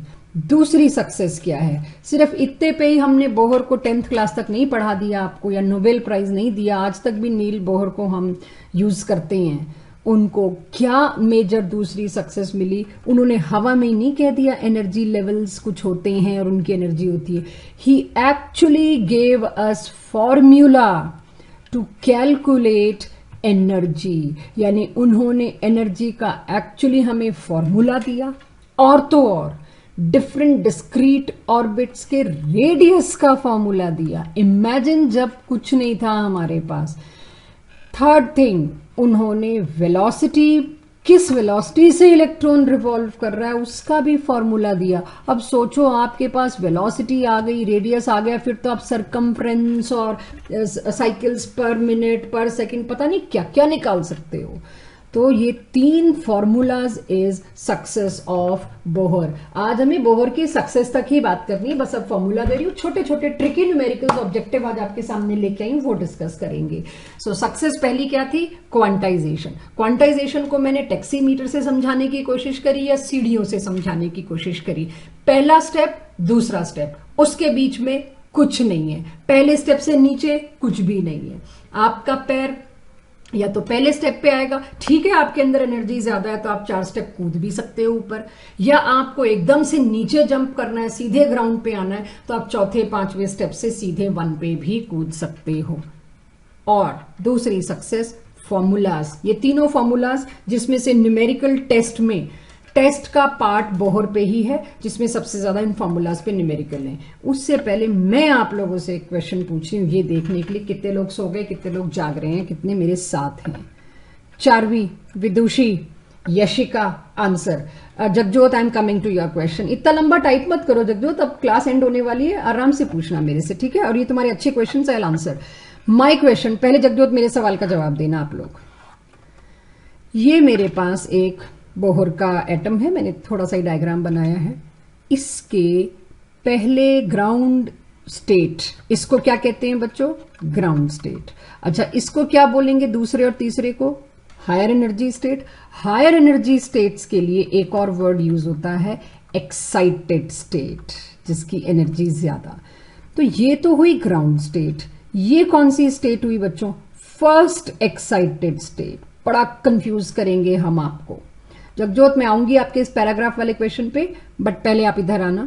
ग्राउंड स्टेट, इसको क्या कहूंगी? ये था लेवल 1, ये था लेवल 2। लेवल 2 को मैं क्या कहूंगी? First excited state. Ground state तो फिक्स है, जमीन तो तय है जी। इसको क्या बोलूंगी? इसको बोलूंगी second excited state, and so on. देखिए सेकंड एक्साइटेड स्टेट कौन सी है? n=3। जगजोत, आंसर देना। Yashika, give me answer. Bhavya, Bhavneet, खुशी, मेरा क्वेश्चन है, अगर किसी एक इलेक्ट्रॉन को जो लेवल 1 में है उसको मैंने बहुत सारी एनर्जी दे दी, जो सारे लेवल्स को जंप करने की कैपेबिलिटी रखती है, तब क्या होगा? एनीबडी जिसका नाम ना भी लिया हो वो भी। बहुत सारी एनर्जी दे दी जो इन सारे लेवल से ज्यादा हो। These levels can be infinite, कोई नंबर फिक्स नहीं है इनका, 1 to infinite. Right, photo electric effect, बिल्कुल सही। तो क्या मैं क्या समझू, अगर मैं ऐसा बच्चा हूं जिसको ये ना समझ आया, फोटो इलेक्ट्रिक इफेक्ट पढ़ा ही ना हो मैंने, तब क्या बोलोगे?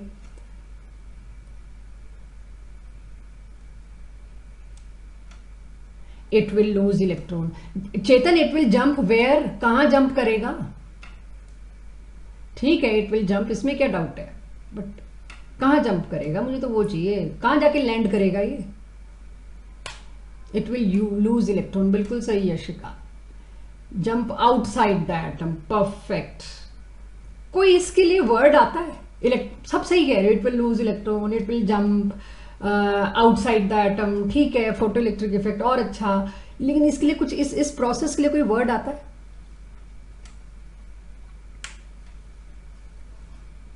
Ma'am, out of the atom और शेल, बिल्कुल सही Chetan, out of the atom, shell नहीं, एटम से ही बाहर निकल जाएगा, सही, एब्सोल्युटली राइट। इसके लिए कोई वर्ड आता है? Ionize, there come Vidushi, very good Charvi, good. मतलब अब हम लोग लाइन पे आ गए हैं, तुम लोग मुझे समझने लग गए हो, मेरे सवालों को समझने लग गए हो। I am predictable now. तो अभी कोई इतना पूछना भी ना पड़े, अब मेरे को इतना प्रिडिक्ट कर लो कि पता है मैम टर्म पे ज्यादा खुश होने वाली है, या what is technical, what should be a good answer is this. तो अगर आपने बहुत ज्यादा एनर्जी दे दी इनफ, ताकि इसको ध्यान देना, ये सब टेस्ट में काम आने वाली चीजें, इसको फर्स्ट लेवल से उठा के इनफाइनाइट लेवल तक ले जाओ, तो क्या होगा जो आप लोगों ने बताया चेतन सोहम आप सभी ने, आयोनाइज हो जाएगा। यानी आज के बाद याद रखना, आयोनाइजेशन एंथैल्पी या आयोनाइजेशन एनर्जी क्या है, जब किसी एटम में इलेक्ट्रॉन को उसकी ग्राउंड स्टेट से उठा के इनफाइनाइट तक ले जा सको, वो एनर्जी कहलाती है आयोनाइजेशन एनर्जी। सो अब मैं आपको कहूं हाइड्रोजन की सेकंड एक्साइटेड स्टेट क्या होती है बच्चों, एक वर्ड टाइप करना, एक अल्फाबेट रेदर एक डिजिट। हाइड्रोजन की सेकंड एक्साइटेड स्टेट कौन सी? माइक ऑन करना चाहो बोल सकते हो, यश, वंश, भव्या, आंसर।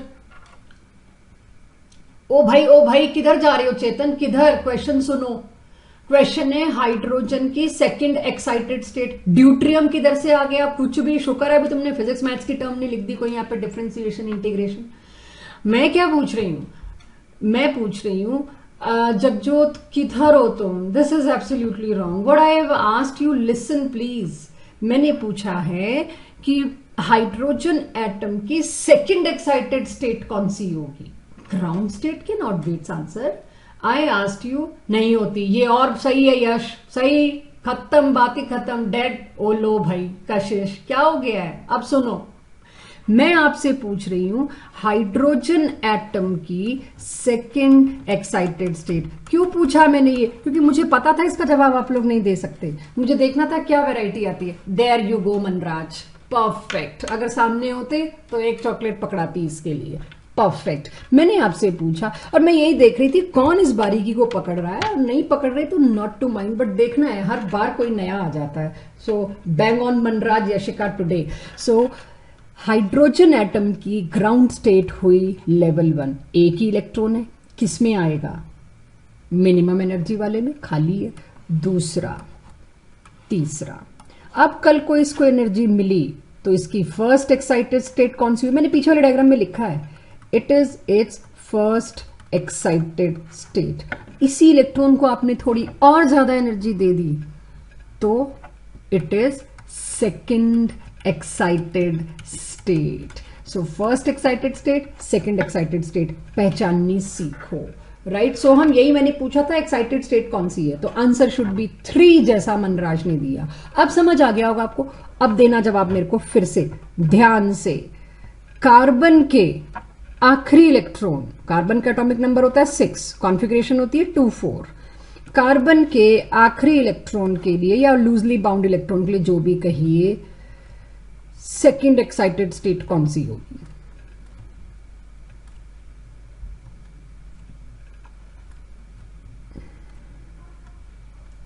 कार्बन के, मनराज आप नहीं देंगे, कशिश, यस जगजोत बोलो, डाउट बोलो, तुम्हारे काफी डाउट इकट्ठे हो रहे हैं। मैं इसका आंसर दे दूं फिर देना। मैं आपको कह रही थी कशिश देखना, कार्बन के मोस्ट लूजली बाउंड इलेक्ट्रॉन, यानी कि ये जो बाहर वाले वैलेंस वाले शेल के इलेक्ट्रॉन से सेकंड ऑर्बिट वाले, इसकी सेकंड एक्साइटेड स्टेट कौन सी होगी? 1, 2, 3 एंड 4। तो इसकी फर्स्ट एक्साइटेड स्टेट कौन सी होगी? ये। इसकी सेकंड एक्साइटेड स्टेट कौन सी होगी? ये। तो shell number 4। Jagjot speak up your doubt. Sajal check, answer 4 होना चाहिए था सजल।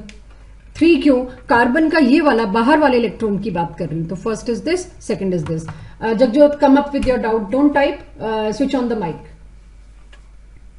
हाइड्रोजन में एक ही इलेक्ट्रॉन होता है। हाँ, तो उसी को कुदाते जा रहे हैं ना हम एनर्जी देंगे ना, हम तो इनफाइनाइट तक ले जाते हैं।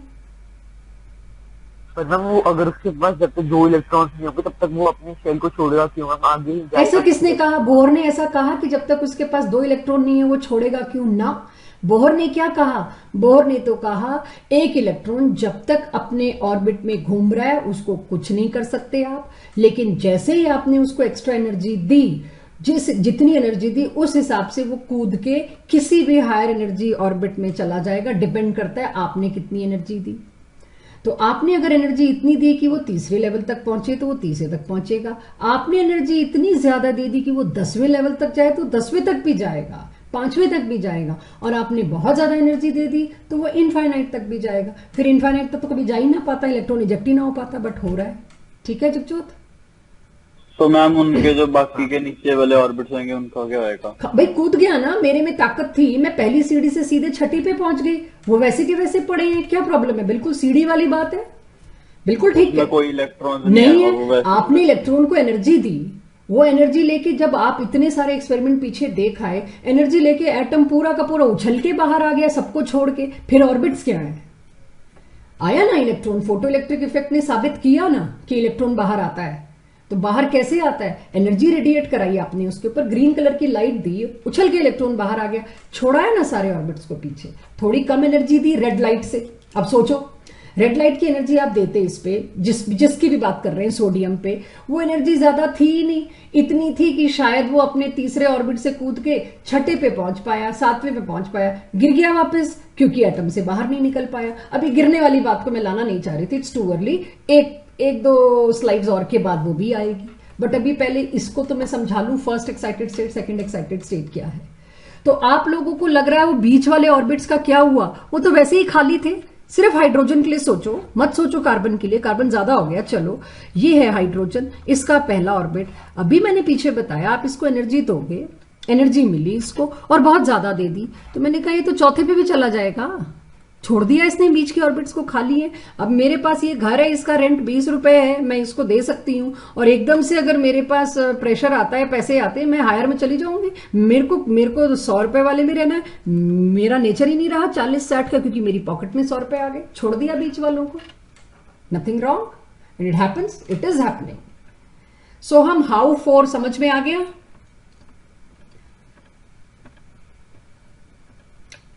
जगजोत, यश, कुछ एक्सप्लेनेशन में दे पाई, मतलब मिला?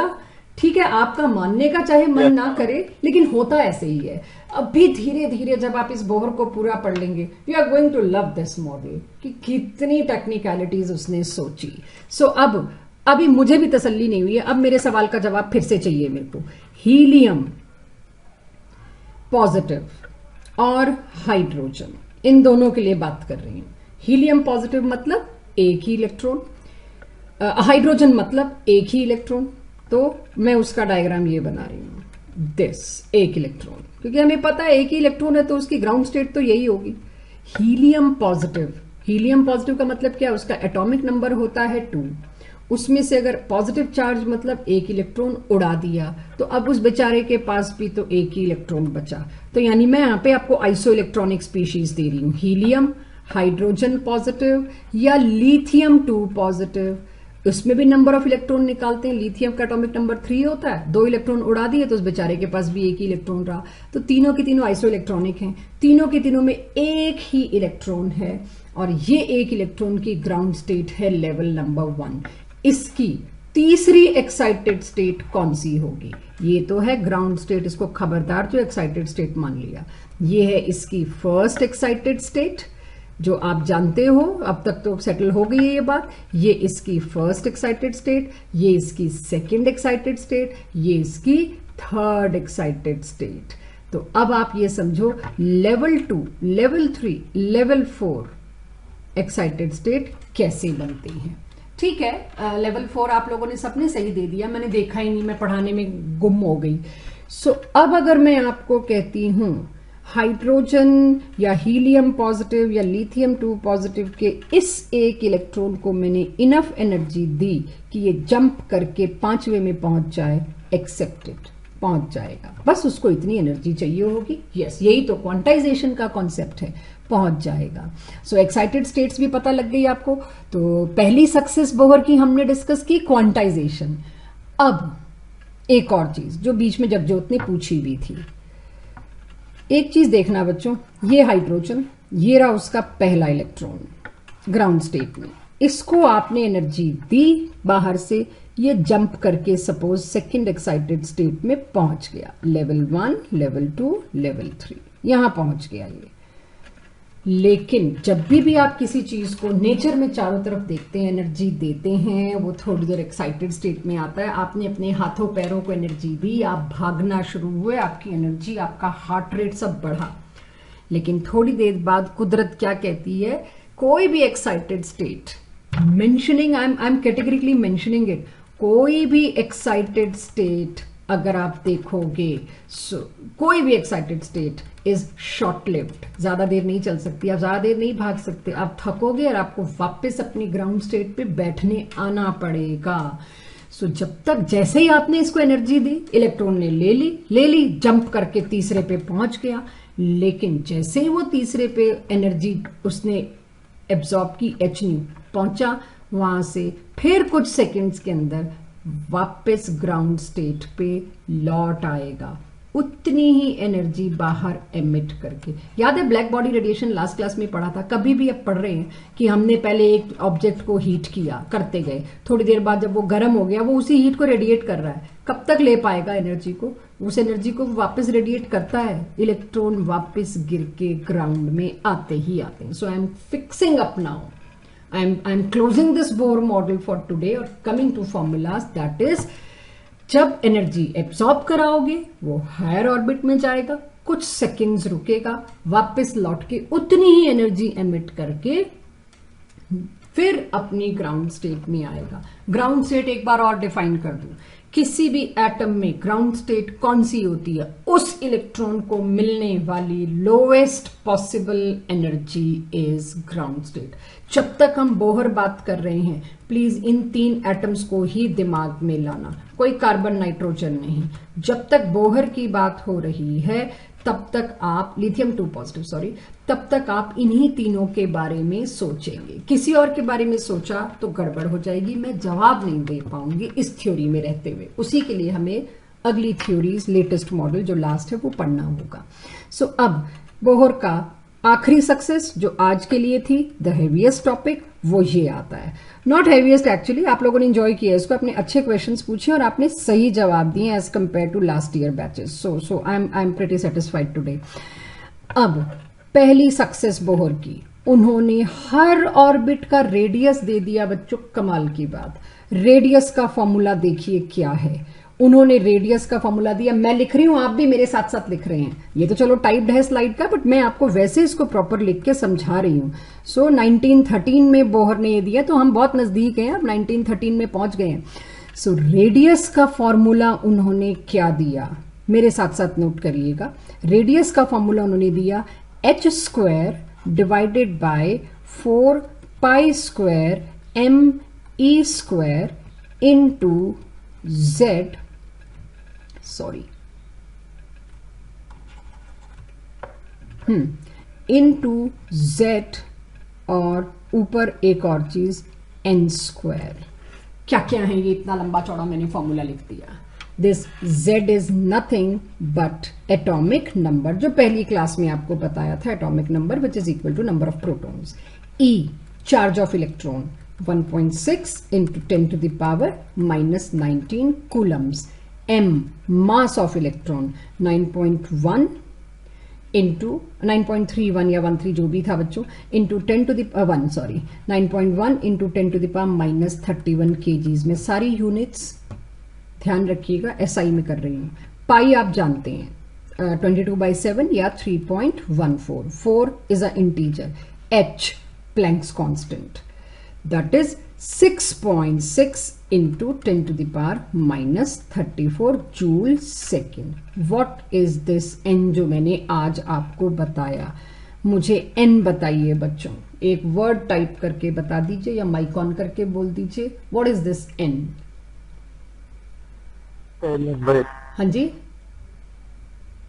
Cell number. कौन सा number? Cell number. Number of shell, energy level number, orbit number. Perfect perfect perfect ji. सो अब इस फॉर्मूले में n आपके पास है ऑर्बिट का नंबर, जो यहां पर लिखा हुआ भी है, इट इज ऑर्बिट नंबर। अब एक चीज सोचो, h की वैल्यू कभी नहीं बदलने वाली, कांस्टेंट है, 4 की नहीं कभी बदलने वाली, पाई की नहीं बदलने वाली, एम की नहीं बदलने वाली, ई की नहीं बदलने वाली। जब इन सब की वैल्यू कभी भी नहीं बदलनी तो मैं इन सब की कैलकुलेशन पहले ही कैलकुलेटर से करके रख लूं और उस कैलकुलेशन को मैंने ए नॉट से रिप्रेजेंट कर दिया। This complete is a not, जो हम आज पहले ही कैलकुलेट करके याद करके रखेंगे, ये तो हमेशा आना है। Multiplied by n square, orbit बदलता जाएगा, रेडियस बदलता जाएगा, फॉर श्योर वो तो फिक्स नहीं है। जेड, एटम बदलता जाएगा, हाइड्रोजन, हीलियम, लिथियम, और रेडियस बदलता जाएगा। Noted this formula.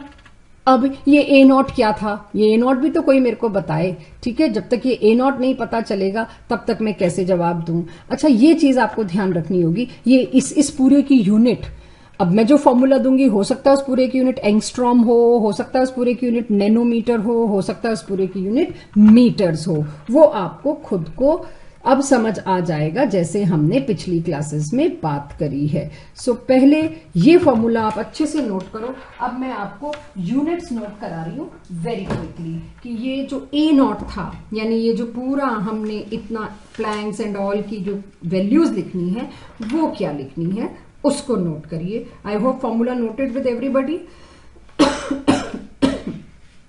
तो मैं आपको रेडियस का ये सारा लिखवाऊं, ऐसा ना हो मैं बहुत फास्ट चल जाऊं। That's why I am giving you a halt कि आप एक बार इस सारे को ढंग से लिख लें।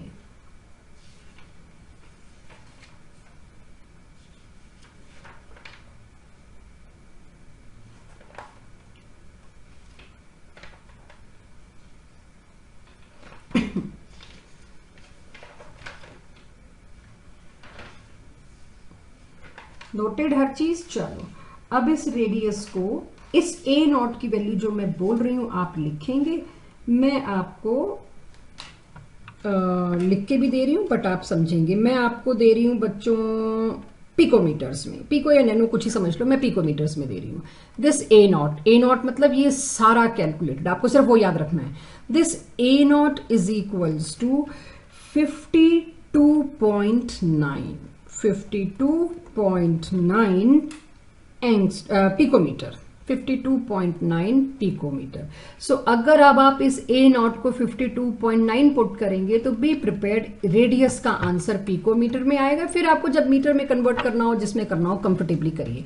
52.9 लिखने के लिए जरूर रखिए, कैलकुलेशन में आप इसको 53 ले लेना चलेगा।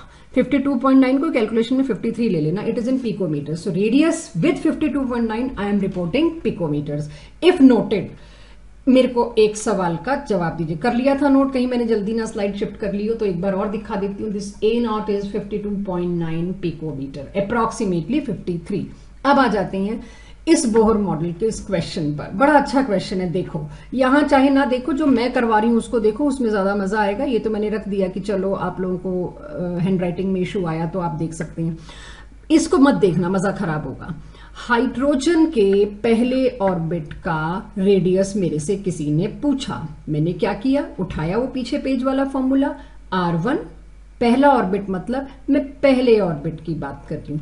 ए नॉट जिसकी जगह मैंने आपको कहा आप लिखो 52.9 या अप्रोक्सीमेटली 53 पिकोमीटर्स, मल्टीप्लाइड बाय, क्या था multiplied by, n square by z, यही था। चलो जी कर देते हैं put, n square by z. Hydrogen के पहले ऑर्बिट का मेरे से रेडियस पूछा गया। ये 1 सबस्क्रिप्ट लगाने का मतलब ये देखो, 1 सबस्क्रिप्ट, इसका मतलब ही ये है। सो R1 इज इक्वल्स टू 53, पहला ऑर्बिट है ना, तो एन स्क्वायर क्या हो गया, 1 square. Z atomic number hydrogen का क्या है, 1। तो हाइड्रोजन के लिए तो जितने भी फॉर्मूले उसमें जेड का होना ना होना एक ही बात है, जेड तो 1 ही रहना हाइड्रोजन के लिए। सो पहले ऑर्बिट का रेडियस क्या हो गया बच्चों, वही 52.9 पिकोमीटर्स। तो अगर मैं कहूं इस फॉर्मूला में ए नॉट और कुछ नहीं, पहले ऑर्बिट का ही तो रेडियस था। हाँ, पहले ऑर्बिट के लिए यहां भी 1 आ जाएगा, यहां भी 1 आ जाएगा। बोलो जगजोत, डाउट? पहले ऑर्बिट ऑफ हाइड्रोजन के लिए क्विकली माइक से बोलो, लिखो मत। मैम इसी टॉपिक का है, लेकिन मैम जो क्वेश्चन है इससे रिलेटेड है। अच्छा, थोड़ी देर रुक जाओ फिर, ठीक है, क्लास के एंड में लूंगी। So R1 is equals to this. तो मैं कह सकती हूँ, ये जो थोड़ी देर पहले तुमको फॉर्मूला मैंने लिखवा दिया और वो था 52.9 into n square by z square. ये पहले ऑर्बिट का ही तो रेडियस था, किसके? हाइड्रोजन के। हाँ, क्योंकि ये भी 1 ये भी 1, ठीक है। अब मैं आप लोगों से पूछती हूँ, जो मैं चाहूंगी आप इधर ना देखें, जो टाइप्ड है वो आपको डिस्ट्रैक्ट कर देगा। मेरा पूछने का तरीका थोड़ा अलग होता है। हीलियम पॉजिटिव के पहले ऑर्बिट का रेडियस, बड़ा इंटरेस्टिंग कुछ आपके सामने आने वाला है। हाइड्रोजन के पहले ऑर्बिट का रेडियस था ये, दैट इज 52.9 पिकोमीटर, क्योंकि बाकी दोनों चीजें 1 थी।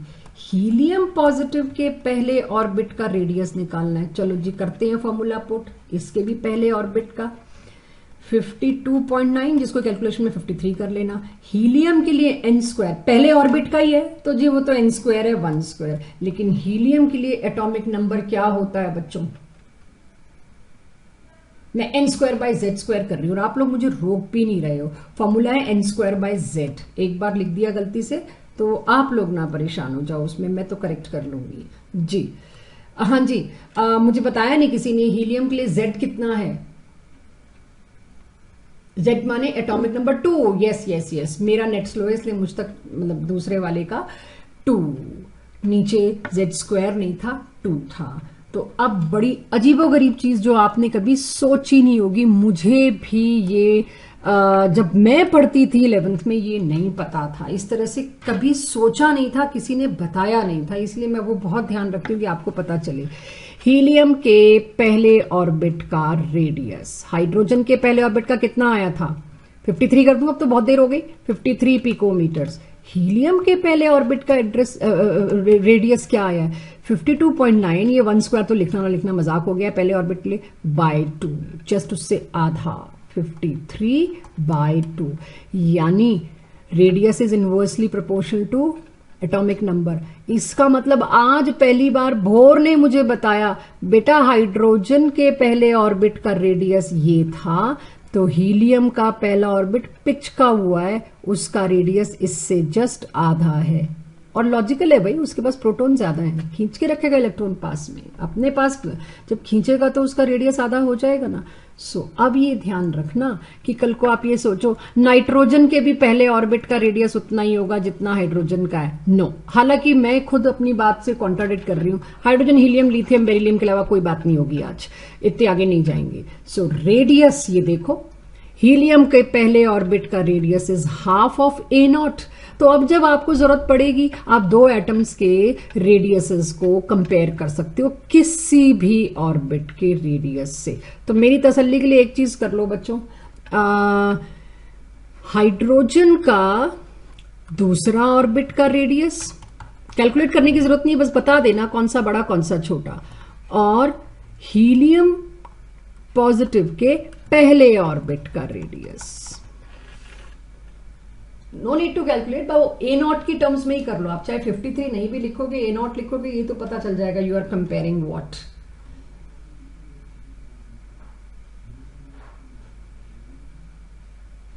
Same Yashika, you sure? देख लो, बाद में बदलने का मौका नहीं दूंगी। अच्छा, वंश का कहना है हाइड्रोजन का ज्यादा, चलो कर लेते हैं यार। रेडियस हाइड्रोजन के केस में दूसरे ऑर्बिट का, हाइड्रोजन के केस में 53 इंटू दूसरा ऑर्बिट है ना, तो 2 स्क्वायर बाय 1, और हीलियम के केस में पहला ऑर्बिट मांगा है मेरे से, 53 into 1 square by 2। Check me if I am wrong, जिसने भी सेम बोला था आप तो कर लोगे आप लोग। हीलियम, अच्छा क्या क्या क्या 106, ओके ओके ओके, 106 हीलियम का की गल, जेड नीचे आना है, तुम 2 से मल्टीप्लाई क्यों कर रहे हो, 2 से डिवाइड करना है। पहला ऑर्बिट है हीलियम का, पहला ऑर्बिट इज 1 स्क्वायर, और सो हम ठीक है, अच्छा है, जल्दी देने में मेरे को भी अच्छा लगता है, बट गलत हो गया बाई चांस। अब आपके सामने है हाइड्रोजन के दूसरे ऑर्बिट और हीलियम। यार वैसे भी मैं इसको कैलकुलेट करा रही हूं, थोड़ी अकल लगाओ। मैं कह रही हूं हाइड्रोजन का पहला ऑर्बिट बड़ा है हीलियम के पहले ऑर्बिट से, तो हाइड्रोजन का दूसरा ऑर्बिट तो सर्टेनली बड़ा होगा, वो तो बाई चांस हमने किया। और ये आंसर कोई भी आप कैलकुलेट ना करो वंश, दैट इज परफेक्टली फाइन। इस कैलकुलेशन में मैं आपको इतना टाइप करवाने में तंग नहीं करूंगी, बिल्कुल सही दिया। सो आपको अब ये वैल्यू देख के सही पुट करके ये बताना आ जाना चाहिए, ये बोहर का कंट्रीब्यूशन था। Imagine what this particular scientist contributed to us. One question, which of the following has the smallest radius? बिना कैलकुलेट करे जो दे पाए वो आज का किंग है इस क्लास का। कैलकुलेट नहीं करना, अपने आप से। मैं सामने होती तो मैं अपनी क्लास में क्या करती हूँ, पेन पेपर रखवा के दोनों हाथ हाफ वे ऊपर करा देती हूँ, कानों के पास ले आती हूँ, सबके दोनों हाथ कानों के पास होंगे। और अब सोचो करना यार, ये प्रैक्टिस घर पे, मेमोरी बढ़ाना और फोकस बढ़ाने की एक तरीका है। अच्छा, कुछ लोगों ने सी दिया है, समय Vidushi, nice Vidushi, you are coming up today, I am very happy. ओहो, सारे के सारे डी पे आ गए हैं। First excited state of hydrogen मतलब ऑर्बिट नंबर 1 ना 2, sorry, orbit 2। Second excited state of helium, orbit n is equals to 3। First excited state of lithium 2+, वो ये पहला इलेक्ट्रॉन है, फर्स्ट एक्साइटेड स्टेट, फिर से वही 2, n is equals to 2। Ground state of lithium 2+, ground state उसकी कौन सी है, n is equals to 1। Second excited state of hydrogen is, ये मैंने शेल नंबर लिख लिया। अब मेरे को Z, अब मुझे पता है रेडियस डायरेक्टली प्रोपोर्शनल है n² के, रेडियस इनवर्सली प्रोपोर्शनल है Z के। तो दोनों केसेस का इकट्ठा यूं लिख दूं, n²/z। किसमें ये सबसे छोटा पड़ रहा है, n², E नहीं सॉरी D, अरे भाई Z, यस, लिथियम के लिए Z है 3, ठीक है। तो रेडियस इज प्रोपोर्शनल टू यहां पर 3, और लिथियम के लिए n क्या है, ग्राउंड स्टेट, ग्राउंड स्टेट तो फिर 1² हुई। तो इस केस में 3 से डिवाइड हो रहा है। ओ भाई ये भी तो है, B और D में देखो लड़ाई पड़ेगी, लगाओ सारों के साथ। ये क्या बात हुई भला? अब मैं तुम्हारे सामने इसका आंसर लाती हूं, देखना। A पार्ट क्या था, first excited state of hydrogen atom, 2/1, that is 4a। Second excited state of helium positive क्या था, 3/2, क्योंकि सेकेंड एक्साइटेड स्टेट थी 3, हीलियम है तो उसका Z होगा 2, यस 9/2। फर्स्ट एक्साइटेड स्टेट इसकी लिथियम की, फर्स्ट एक्साइटेड स्टेट क्या थी, n is equals to 2, 2², Z3, 4/3, ऐसे ही ये 1/3। मैंने स्मॉलेस्ट पूछा था ना। अब बताओ बच्चों, इसका आंसर तुम्हारे सामने है, अभी भी D है या कुछ बदला है? स्मॉलेस्ट सबसे छोटा। लो जी, चेतन का E आ गया है। क्या बात चेतन, लार्जेस्ट थोड़ी पूछा है, ये तो लार्जेस्ट है। क्यों चेतन? देखो जब वैल्यू पुट कर दी मैंने, उस 53 को मैंने A0 ही ले लिया, तो एक का आया 4a, एक का आया 9/2 A0, 4/3 A0, 1/3 A0 और 9 A0। ये तो मुझे लगता है लार्जेस्ट था second excited state of hydrogen. भाई सबसे पहले हिंट दे रही हूं, स्मॉलेस्ट रेडियाई के लिए उसको ढूंढो जिसका Z सबसे ज्यादा है। तो आंसर तो C और D में से ही होगा, जिसका एटॉमिक नंबर सबसे ज्यादा, क्योंकि radius is inversely proportional to atomic number. अगर ऑर्बिट आसपास के हैं तो फर्स्ट सेकंड में घुमा रखा है तो ऑर्बिट तो आसपास के ही है। सो उस हिसाब से अगर मैं देखूं, मुझे लगता है स्मॉलेस्ट तो 1/3 ही है। अगर किसी को ये समझ ना आया हो तो इसकी रिकॉर्डिंग में जरूर देखिएगा। It is not an easy question, on the spot कई बार इससे गलती हो जाती है, लेकिन यस इश्मिन बिल्कुल सही। मल्हार अब आखिरी चीज आज की, देखिए मेरी स्लाइड्स भी 26 की 26 खत्म हो रही हैं, ठीक है। आखिरी चीज आज की, बोहर की आखिरी सक्सेस, इसके बाद क्लास ऑफ। ऐसे ही 2-4 सवालों के जवाब। बोहर ने एनर्जी का भी फॉर्मूला दे डाला बच्चों, और वो एनर्जी का फॉर्मूला मेरे साथ साथ लिख रहे हैं आप लोग, ठीक है।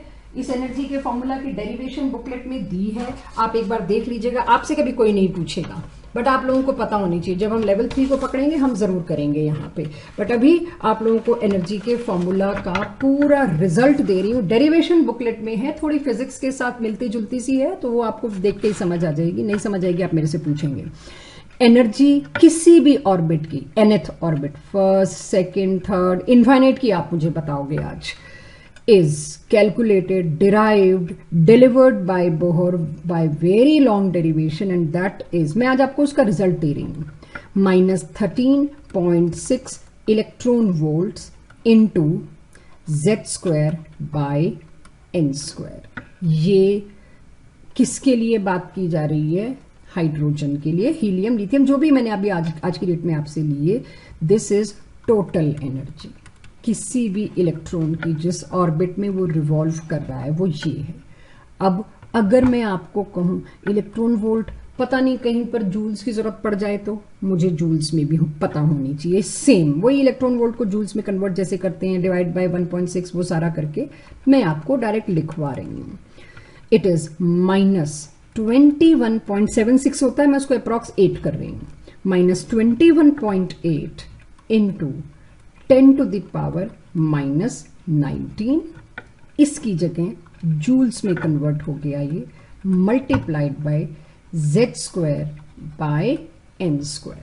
ये किस यूनिट में हो गई? जूल। बट ये पर एटम है बच्चों, ये इलेक्ट्रॉन वोल्ट पर एटम था, एक एटम के लिए ये बात हो रही है, पर एटम, अगेन पर एटम। लेकिन आगे लिखना है ये फॉर्मूला, इसी के ऊपर टेस्ट के 4 क्वेश्चन इस पे हैं और 3 क्वेश्चन रेडियस पे और 2 क्वेश्चन पोस्टुलेट्स पे। ये है 10 क्वेश्चन आज के। इसी को पर मोल कोई मांग लेता मेरे से, तो मेरे को एवोगैड्रो से मल्टीप्लाई तो करना है ऊपर वाले को, तो मैं इसको एवोगैड्रो से भी मल्टीप्लाई कर सकती हूँ, जरूरत पड़ेगी तो उसको भी आप, अब एवोगैड्रो से मल्टीप्लाई करना होगा तो क्या करूंगी, -21.8 इंटू 10⁻⁻19 मल्टीप्लाइड बाय 6 इंटू 10⁻23। यही है एवोगैड्रो का अप्रोक्सीमेशन। सो z² बाय n² पर मोल। नोट करो इसको, तीनों फॉर्मूला बुकलेट में भी हैं, तीनों फॉर्मूला मैं आपको बुकलेट जो आपने डाउनलोड करी है नहीं करी, मैं आपके सामने ये देखो बुकलेट का एक पेज वो ले आई जहां ये लिखा हुआ है, हैव अ लुक। ये मेरी बुकलेट का है। एनर्जी देख रहे हैं आप, इलेक्ट्रॉन वोल्ट पर एटम में लिखी हुई जो मैंने आपको लिखवाई।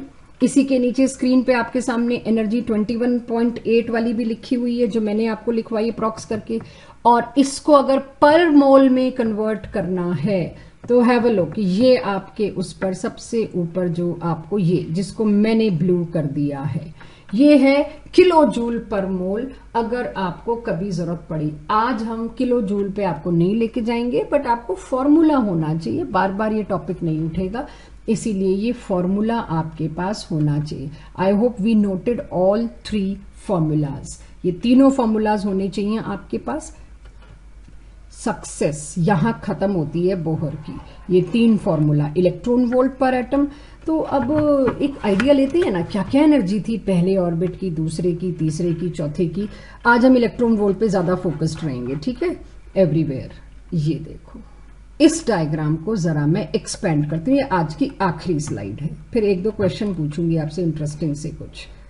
ये देखिए, अब इस स्लाइड में देखिए, पहला ग्राउंड स्टेट, देख रहे हैं ग्राउंड स्टेट लिखी हुई, इसकी एनर्जी कितनी होगी, अभी अभी फॉर्मूला बताया जी, -13.6 into z² bye n²। Hydrogen के लिए z 1 हो गया, पहला ऑर्बिट अगेन 1 हो गया, तो ये सारा तो 1 ही 1 हो गया। पहले ऑर्बिट की एनर्जी माइनस में है बच्चों, इलेक्ट्रॉन की एनर्जी ध्यान रखनी है, ये बोहर ने दिया था, मैंने नहीं। अभी बोहर से हम सवाल पूछते हैं कि तुमने माइनस में क्यों दी, हो सकता है आप में से किसी का ये हो भी और आज मेरे मना करने की वजह से ना पूछ रहे हो आप लोग।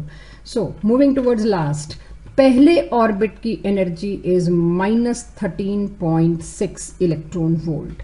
कोई मुझे कहता दूसरे की निकालो, यही है आज की शीट के टेस्ट में सबसे ज्यादा, 13.6 इंटू दूसरे ऑर्बिट किसकी, हाइड्रोजन की, हाइड्रोजन के दूसरे ऑर्बिट की निकालनी है। हाइड्रोजन है तो Z तो लिखो ना लिखो चलेगा, अलाउड है आपको, Z हटाई दो फॉर्मूले से फॉर हाइड्रोजन, मिलेगा। दूसरा ऑर्बिट पूछा था तो n क्या लिख दूं, 2², सो इट इज 13.6 बाय 4। जब इसको कैलकुलेट किया गया तो ये आया। अच्छे बच्चों को हम सलाह देते हैं, आप सब अच्छे हो, ये वैल्यूज याद कर लो, don't waste time in calculating and putting values. Yes Jagjot, this is my last question, booklet में था भी, give me some time. Energy negative में कभी नहीं सुनी हमने आज तक, आज पहली बार सुन रहे हैं। This is my last question of today's class, so wait. उससे पहले आज के टेस्ट में अगर आप सक्सीड करना चाहते हो ये एनर्जी याद करो। आज का टेस्ट का मकसद ही यही है कि कौन ये एनर्जी याद कर पाता है। पहली एनर्जी जगजोत याद रखना -13.6, दूसरी -3.4, ऐसे ही तीसरी की भी निकालनी थी तो नीचे क्या कर दोगे, 3 स्क्वायर कर दोगे। 3 स्क्वायर क्या हो जाएगा, 9 हो जाएगा। तीसरे ऑर्बिट की एनर्जी -1.51। आपके सामने सारे ऑर्बिट्स की एनर्जी है। Answer my question, first orbit से तीसरे ऑर्बिट पे जंप करवाना है इलेक्ट्रॉन को। Ishmin Malhar answer, first orbit से इलेक्ट्रॉन को जंप करवाना है तीसरे ऑर्बिट में। Just routine day to day life के हिसाब से एग्जांपल देना, कितनी एनर्जी लगेगी इलेक्ट्रॉन वोल्ट्स में इलेक्ट्रॉन को फर्स्ट से थर्ड में जंप कराने में। How much energy, higher energy ये है ना -1.51, तो एनर्जी कितनी लगेगी, हायर माइनस लोअर, -13.6 निकालो। एवरीबडी ऑफ यू, मुझे तो आती ही नहीं, निकालिए। Ishmin Malhar, I am waiting for your answer. First orbit से जंप करा के थर्ड ऑर्बिट पे अगर इलेक्ट्रॉन को भेजना हो तो कितनी एनर्जी लगेगी। I am waiting for Ishmin and Malhar's answer. बाकियों ने दे दिया है with sign, I need energy with sign. Let me tell you, ये आपको बता दूं, आप मेरे को साइन के साथ देंगे।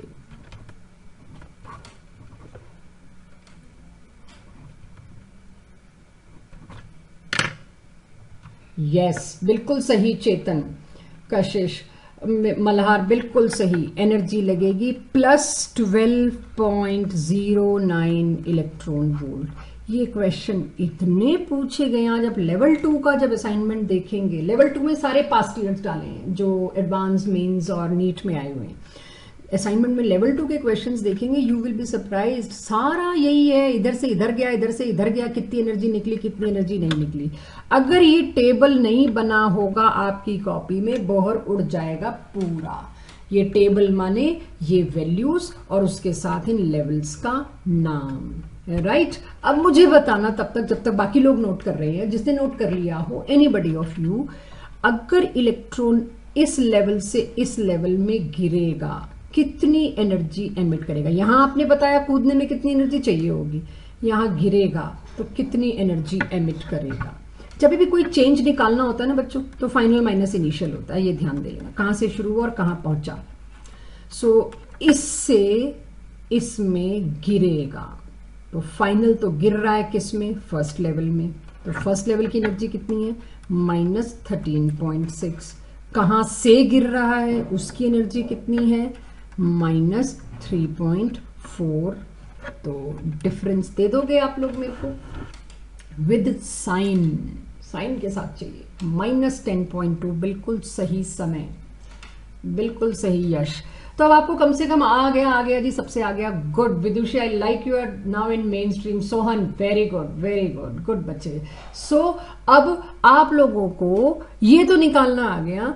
आज देखो, कल तक आपको एटम नहीं पता था क्या चीज है, और आज आप ये भी बता रहे हो जी हाइड्रोजन के अंदर इतने सारे एनर्जी लेवल्स हैं और उसमें हम एक लेवल से दूसरे लेवल कूदा भी रहे हैं। थोड़ी देर पहले कूदना नहीं मान रहे थे आप लोग, और उसकी एनर्जी भी निकाल रहे हैं। Jagjot, one question for you, answer. ये लास्ट स्लाइड थी, बस आज की मेरी तैयारी खत्म। अगर इलेक्ट्रॉन को, सभी लोगों से, जगजोत से वैसे पूछ रही हूं, अगर इलेक्ट्रॉन ट्रेवल कर रहा है, रोटेट रिवॉल्व कर रहा है पहले ऑर्बिट में, आपको पता है एनर्जी कितनी थी, पिछली स्लाइड में गया। आंसर अपनी कॉपी बंद करके देना, देखना भी मत, ठीक है, मजा तो उसी में है। मुझे बताओ इस इलेक्ट्रॉन को 1 से इनफाइनाइट तक ले जाने की एनर्जी कितनी। अगर टोटल बाहर निकालना पड़ा तो एनर्जी कितनी विद साइन। इसमें साइन गलत दिया तो आंसर गलत माना जाएगा। 1 से इनफाइनाइट पे पटकना है मेरे को। यानी n is equals to infinite. जो ये n है ये इनफाइनाइट है।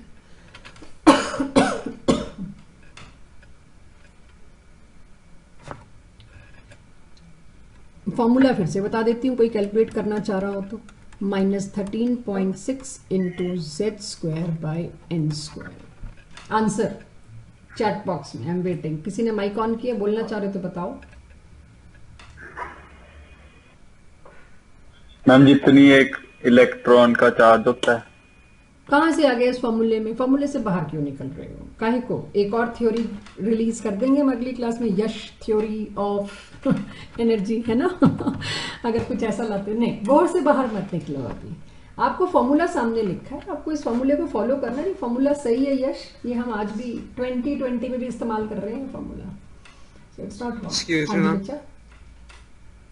Ma'am minus infinity plus 13.6 electron volts. एक सेकेंड, फर्स्ट ऑर्बिट से जंप कराना है मेरे को इनफाइनाइट में, तो फाइनल की एनर्जी है ना, फाइनल ऑर्बिट की एनर्जी कितनी होगी जिसमें पहुंचाना चाह रहे हो? अभी तक तो ऐसे ही करते आए ना, माइनस जिससे पहुंचाना चाह रहे हो। फाइनल यानी जहां से पहुंचा, जहां पे भेजना चाह रहे हो फाइनल इन्फिनिटी, उसकी एनर्जी कितनी होगी जगजोत, वो बताओ पहले।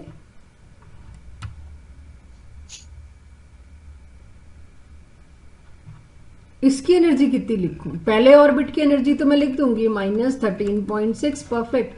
एनीबडी एल्स, इसकी एनर्जी कितनी होगी? समय मल्हार, इसकी जो मैं पूछ रही हूँ। आप लोगों का आंसर आ गया, बहुत सही, बहुत सही। समय मल्हार 0, वाई 0, बिल्कुल सही, क्योंकि -13.6 इंटू जेड स्क्वायर, तो हाइड्रोजन के लिखने का तुक नहीं है, by infinity square, anything divided by infinity is 0। तो यस, तो ये तो इन्फिनिटी वाले की एनर्जी तो 0 है, इसकी एनर्जी -13.6 है। मैं आपसे पूछ रही हूँ 1 से उठा के इन्फिनिटी पे ले जाना है, तो जो ज्यादा एनर्जी दूर लेके गए, दिस -E1, इन्फिनिटी की एनर्जी हमेशा 0 है। अभी बताऊंगी क्यों।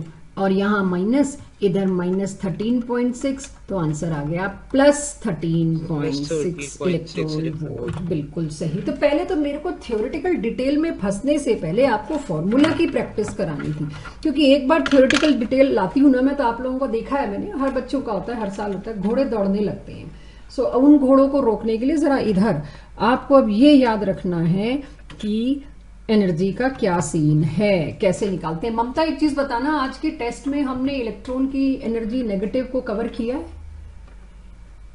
किया है तो लू, नहीं तो अगली क्लास में लूंगी। जस्ट कीप अ चेक अगर हमने लिया। हाँ जी, तब तक आप लोग एनर्जी का फॉर्मूला और रेडियस के फॉर्मूले को जरा अच्छे से याद करिए, और एक सवाल का जो जवाब अब पेंडिंग है, पूछा भी है जगजोत ने, और मुझे देखना है, क्योंकि मेरे आज के टारगेट में शायद था, ये टेस्ट के टारगेट में नहीं था, तो मैं नहीं कराऊंगी। नैन्सी, ममता, मेरे सवाल का जवाब दे दो यार, चेक कर लो ममता, आराम से। दिया है मैंने, इलेक्ट्रॉन की नेगेटिव एनर्जी को कवर किया है टेस्ट में, टॉपिक को? हाँ जी किया? चलो ठीक है बच्चों, एक सवाल। मैम एक और चीज, हाँ, फोन पे मैसेज, हाँ, आई एम वेटिंग फॉर दैट। तो बच्चों, इलेक्ट्रॉन जो है, बोर ने क्या कहा, ध्यान से सुनना। अगर इमेजिन करो, किसका आंसर दे रहे हैं, इलेक्ट्रॉन की एनर्जी नेगेटिव क्यों है?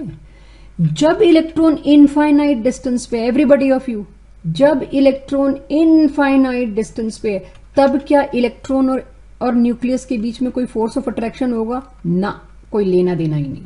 जब इनमें फोर्स ऑफ अट्रैक्शन ही नहीं है, तो इलेक्ट्रॉन की एनर्जी 0, क्योंकि एनर्जी के लिए 2 चीजें रिस्पॉन्सिबल होती हैं, या तो अट्रैक्शन या रिपल्शन। इनफाइनाइट डिस्टेंस पे कुछ भी नहीं है, ना तो अट्रैक्शन है ना रिपल्शन। इसीलिए बोर ने कहा जब इलेक्ट्रॉन इनफाइनाइट डिस्टेंस पे होगा ना, तब तो उसकी एनर्जी 0। अब जैसे जैसे इलेक्ट्रॉन न्यूक्लियस की टेरिटरी में घुसता गया, अगर इमेजिन करो, आता गया, तो क्या हुआ? Force of attraction coming into play, scene में आता गया। जब अट्रैक्शन आता है, ऑलवेज फॉर केमिस्ट्री, जब अट्रैक्शन आता है, एनर्जी इवॉल्व होती है, बाहर फेंकी जाती है। तो 0 में से बाहर कुछ निकालोगे तो क्या होगा? नेगेटिव। 0 से भी नीचे क्या आएगा? नेगेटिव। दैट्स वाई इलेक्ट्रॉन की एनर्जी के लिए नेगेटिव लगाना मजबूरी हो गया था बोहर के लिए। सो अगर कोई मुझसे पूछे रिस्पॉन्सिबल कौन है, अट्रैक्शन फोर्सेस हैं। अट्रैक्शन फोर्सेस की वजह से ही इलेक्ट्रॉन की एनर्जी की वैल्यू नेगेटिव में आई, या कह लो क्योंकि इनफाइनाइट पे 0 थी, इसीलिए जैसे ही इलेक्ट्रॉन हाइड्रोजन के ऑर्बिट्स में आना शुरू हुआ उसकी एनर्जी नेगेटिव थी। अगर इस टॉपिक को किसी को अभी समझने में दिक्कत हो तो कोई बात नहीं, अगली क्लास का स्टार्ट यहीं से होगा। एक चीज और पूछनी थी बच्चों, बचपन में आपने, बचपन यानी 7th 8th 9th 10th ये पढ़ा है, 2 तरह की एनर्जीज होती है, kinetic energy plus potential energy. लिख रहे हैं मेरे साथ साथ सभी लोग? हाँ, ये काइनेटिक एनर्जी, ममता कोई सब्जेक्टिव टेस्ट बना तो नहीं ना आज अभी? हाँ, अगली क्लास से अब इन +1 वालों का 2-3 बच्चे हैं जो ओनली एनसीईआरटी वाले हैं, उनका अलग टेस्ट बनाना है हम लोगों ने ओनली एनसीईआरटी वालों के लिए। अभी तो खैर आज के टेस्ट में हमने एनसीईआरटी लेवल दिया, उससे ऊपर मतलब लेवल 1-2 मिक्स किया है। चलिए इधर देखिए बच्चों, आप लोग ये बात शुरू से जानते रहे हैं कि kinetic energy plus potential energy क्या होती है, टोटल एनर्जी। जो इतनी देर से हम ये एनर्जी की बात कर रहे हैं ना इलेक्ट्रॉन की, ये टोटल एनर्जी है, never forget it is total energy electron की, जो मैंने शुरू में बोला भी है। तो काइनेटिक और पोटेंशियल एनर्जी के बारे में आई डोंट नो आपने कितना सुना है कितना नहीं सुना, ये फिजिक्स में 9th 10th में कराया जाता है, बट भूल ना गए हो या ना बताया हो तो बता रही हूँ। ये केमिस्ट्री का हिस्सा कम, फिजिक्स का हिस्सा ज्यादा है। Kinetic energy is equals to half of potential energy. ये मैंने आज के असाइनमेंट के शुरू में दिया है, जस्ट फॉर रिविजन सेक। अब इक्वेशन नंबर 1 ये, इक्वेशन नंबर 2 ये, तो अब मैं इस इक्वेशन नंबर 2 से वैल्यू इस इक्वेशन नंबर 1 में पुट कर दूं, काइनेटिक एनर्जी की जगह ये पुट कर देते हैं, ठीक है, कर देते हैं, क्या दिक्कत है। Half of potential energy minus में plus potential energy is equals to total energy. तो कोई मेरे को कहे टोटल एनर्जी क्या है, इसको कर लेते हैं सॉल्व, डिस्चार्ज, इसको कर लेते हैं सॉल्व, क्या है वो, हाफ ऑफ पोटेंशियल एनर्जी। तो टोटल एनर्जी अगर मेरे को पता है इलेक्ट्रॉन की, देखो बच्चों अगर टोटल एनर्जी पता है तो मेरे को पोटेंशियल एनर्जी भी पता है, और पोटेंशियल एनर्जी पता है तो काइनेटिक एनर्जी भी पता है। ये तीनों चीज नोट करो। That's all for today's class. Any doubts tell me, I am sitting for you people for any number of minutes you say anything। वंश आज का टेस्ट जरूर अटेम्प्ट करना, बट आज पहला दिन है, सो बिना हिचकिचाए, कुछ होगी दिक्कत तो हम मैनेज कर लेंगे, संभाल लेंगे। हाँ जी, एनीबडी? हाँ बोलो बच्चे। मैम एक डाउट था मैम, अगर एक इलेक्ट्रॉन अपनी ग्राउंड स्टेट से जंप कर रहा है और अगर बीच में जो उसके सेकंड जहां पे वो जंप कर रहा है उसी ऑर्बिट में एक इलेक्ट्रॉन पहले से मूव कर रहा है, रिवॉल्व कर रहा है अपनी ऑर्बिट में, और अगर उसकी वेलोसिटी और उसके जंप करने की टाइमिंग दोनों एक साथ होती है तो वो कोलाइड कर जाएंगे। ओ भाई, ओ भाई, अगर वो कोलाइड करें तो कुछ क्या ले आए तुम, क्या ले आए? आप ये सोचो, बिल्कुल सही क्वेश्चन शुरू किया कि एक ऑर्बिट से दूसरे ऑर्बिट में इलेक्ट्रॉन जंप कर रहा है। उस ऑर्बिट में डायग्राम देखना जो मैं बना रही हूं, ये जंप करने के लिए डिसाइडेड है, उसमें एक इलेक्ट्रॉन ऑलरेडी रिवॉल्व कर रहा है। तो आप एक 1 in a million सोच लेके आए हो कि ये दोनों टकरा तो नहीं जाएंगे, यही ना? yes, तो क्या फर्क पड़ता है? मान लो, वैसे तो ऐसा कभी होता नहीं है, राइट? अभी आप आगे बढ़ेंगे, बट ठीक है, मान लो ऐसा होता भी है, इलेक्ट्रॉन अपनी वेलोसिटी से मूव कर रहा है, ऐसा पहली बात तो कभी भी नहीं होगा कि ये टकराएं। ये बिल्कुल ही अलग साइड आप एक अपनी इमेजिनेशन से कुछ सोच गए जो अलाउड है आपको। अगर इलेक्ट्रॉन टकराएंगे, they are similar charge species. आप कितनी ही कोशिश कर लो, मैग्नेट के 2 नॉर्थ पोल सामने लाते हो, घर पे 2 मैग्नेट्स होंगी, आप उनको चिपका नहीं सकते, because they are same charge. तो 2 नेगेटिवली चार्ज स्पीशीज को टकराने के लिए पता नहीं मुझे कितनी एनर्जी लगानी पड़े, जो अर्थ पे पॉसिबल भी है कि नहीं। मेरे हिसाब से तो पॉसिबल नहीं है। अर्थ पे आज तक 2 ऑपोजिट चार्जेस को चिपकाया नहीं जा सका, टकराया नहीं जा सका। इस यूनिवर्स में कहीं और जाके हो जाए। So two oppositely charge species can never collide with each other. हमने कोशिश भी की ना, अव्वल तो ये नेचर में होगा ही नहीं, हमने कोशिश भी की तो दे विल बी रिपेल्ड। और एक चीज और बता दूं, केमिस्ट्री में या साइंस में आप अभी की स्टेज में क्या पढ़ते हैं, which processes are going spontaneously in nature. Drastic conditions में by enforcement of external agency अगर आप कुछ काम करवाते हो वो आप नहीं पढ़ते हो अभी, उसके लिए अलग आ जाता है एक section, when applied force, when applied external agency. अवल तो ये पॉसिबल ही नहीं है, कितना ही जोर लगा लो, है ही नहीं, होगा ही नहीं, उससे पहले रिपेल हो जाएंगे। ठीक है, और बोलो, गुड क्वेश्चन, और बोलो। मैम एक और डाउट है, मैं वो टाइप करा हुआ है। नहीं यार, वो मेरे चैट बॉक्स बहुत ऊपर पहुंच गया, उसके बाद बहुत लोगों ने किया ना, तुम वैसे बोल दो। हाँ बोल दो। मैम फोटो इलेक्ट्रिक इफेक्ट में हमने पढ़ा था कि जो फोटोन होता है वो टारगेट मेटल को टारगेट करते हैं। सपोज कैथोड है और वो जो मेटल होते हैं इलेक्ट्रॉन्स वो सरफेस पे ही पड़े होते हैं। बिल्कुल नहीं, इलेक्ट्रॉन सरफेस पे नहीं पड़े होते। इलेक्ट्रॉन सरफेस के एटम्स के बात हुई थी कि जो फोटो इलेक्ट्रॉन टारगेट करता है सरफेस को, मैंने जब दिखाया भी है, बताया भी है, अब ध्यान से सुनो। सरफेस पर जो एटम्स है ना, उन एटम्स के लूजली बाउंड इलेक्ट्रॉन्स ही पहले बाहर निकल के आते हैं। और लूजली बाउंड कौन से होते हैं? जो बाहर से होते हैं। ये घर है भाई, तो किसी को खींच के बाहर निकालना है तो ड्राइंग रूम पहले आता है, तो वहां से बाहर निकालेंगे। अंदर पीछे के कमरे में बाद में पहुंचेगा कोई भी, पहले बाहर वाले से ही निकलेगा। Got it?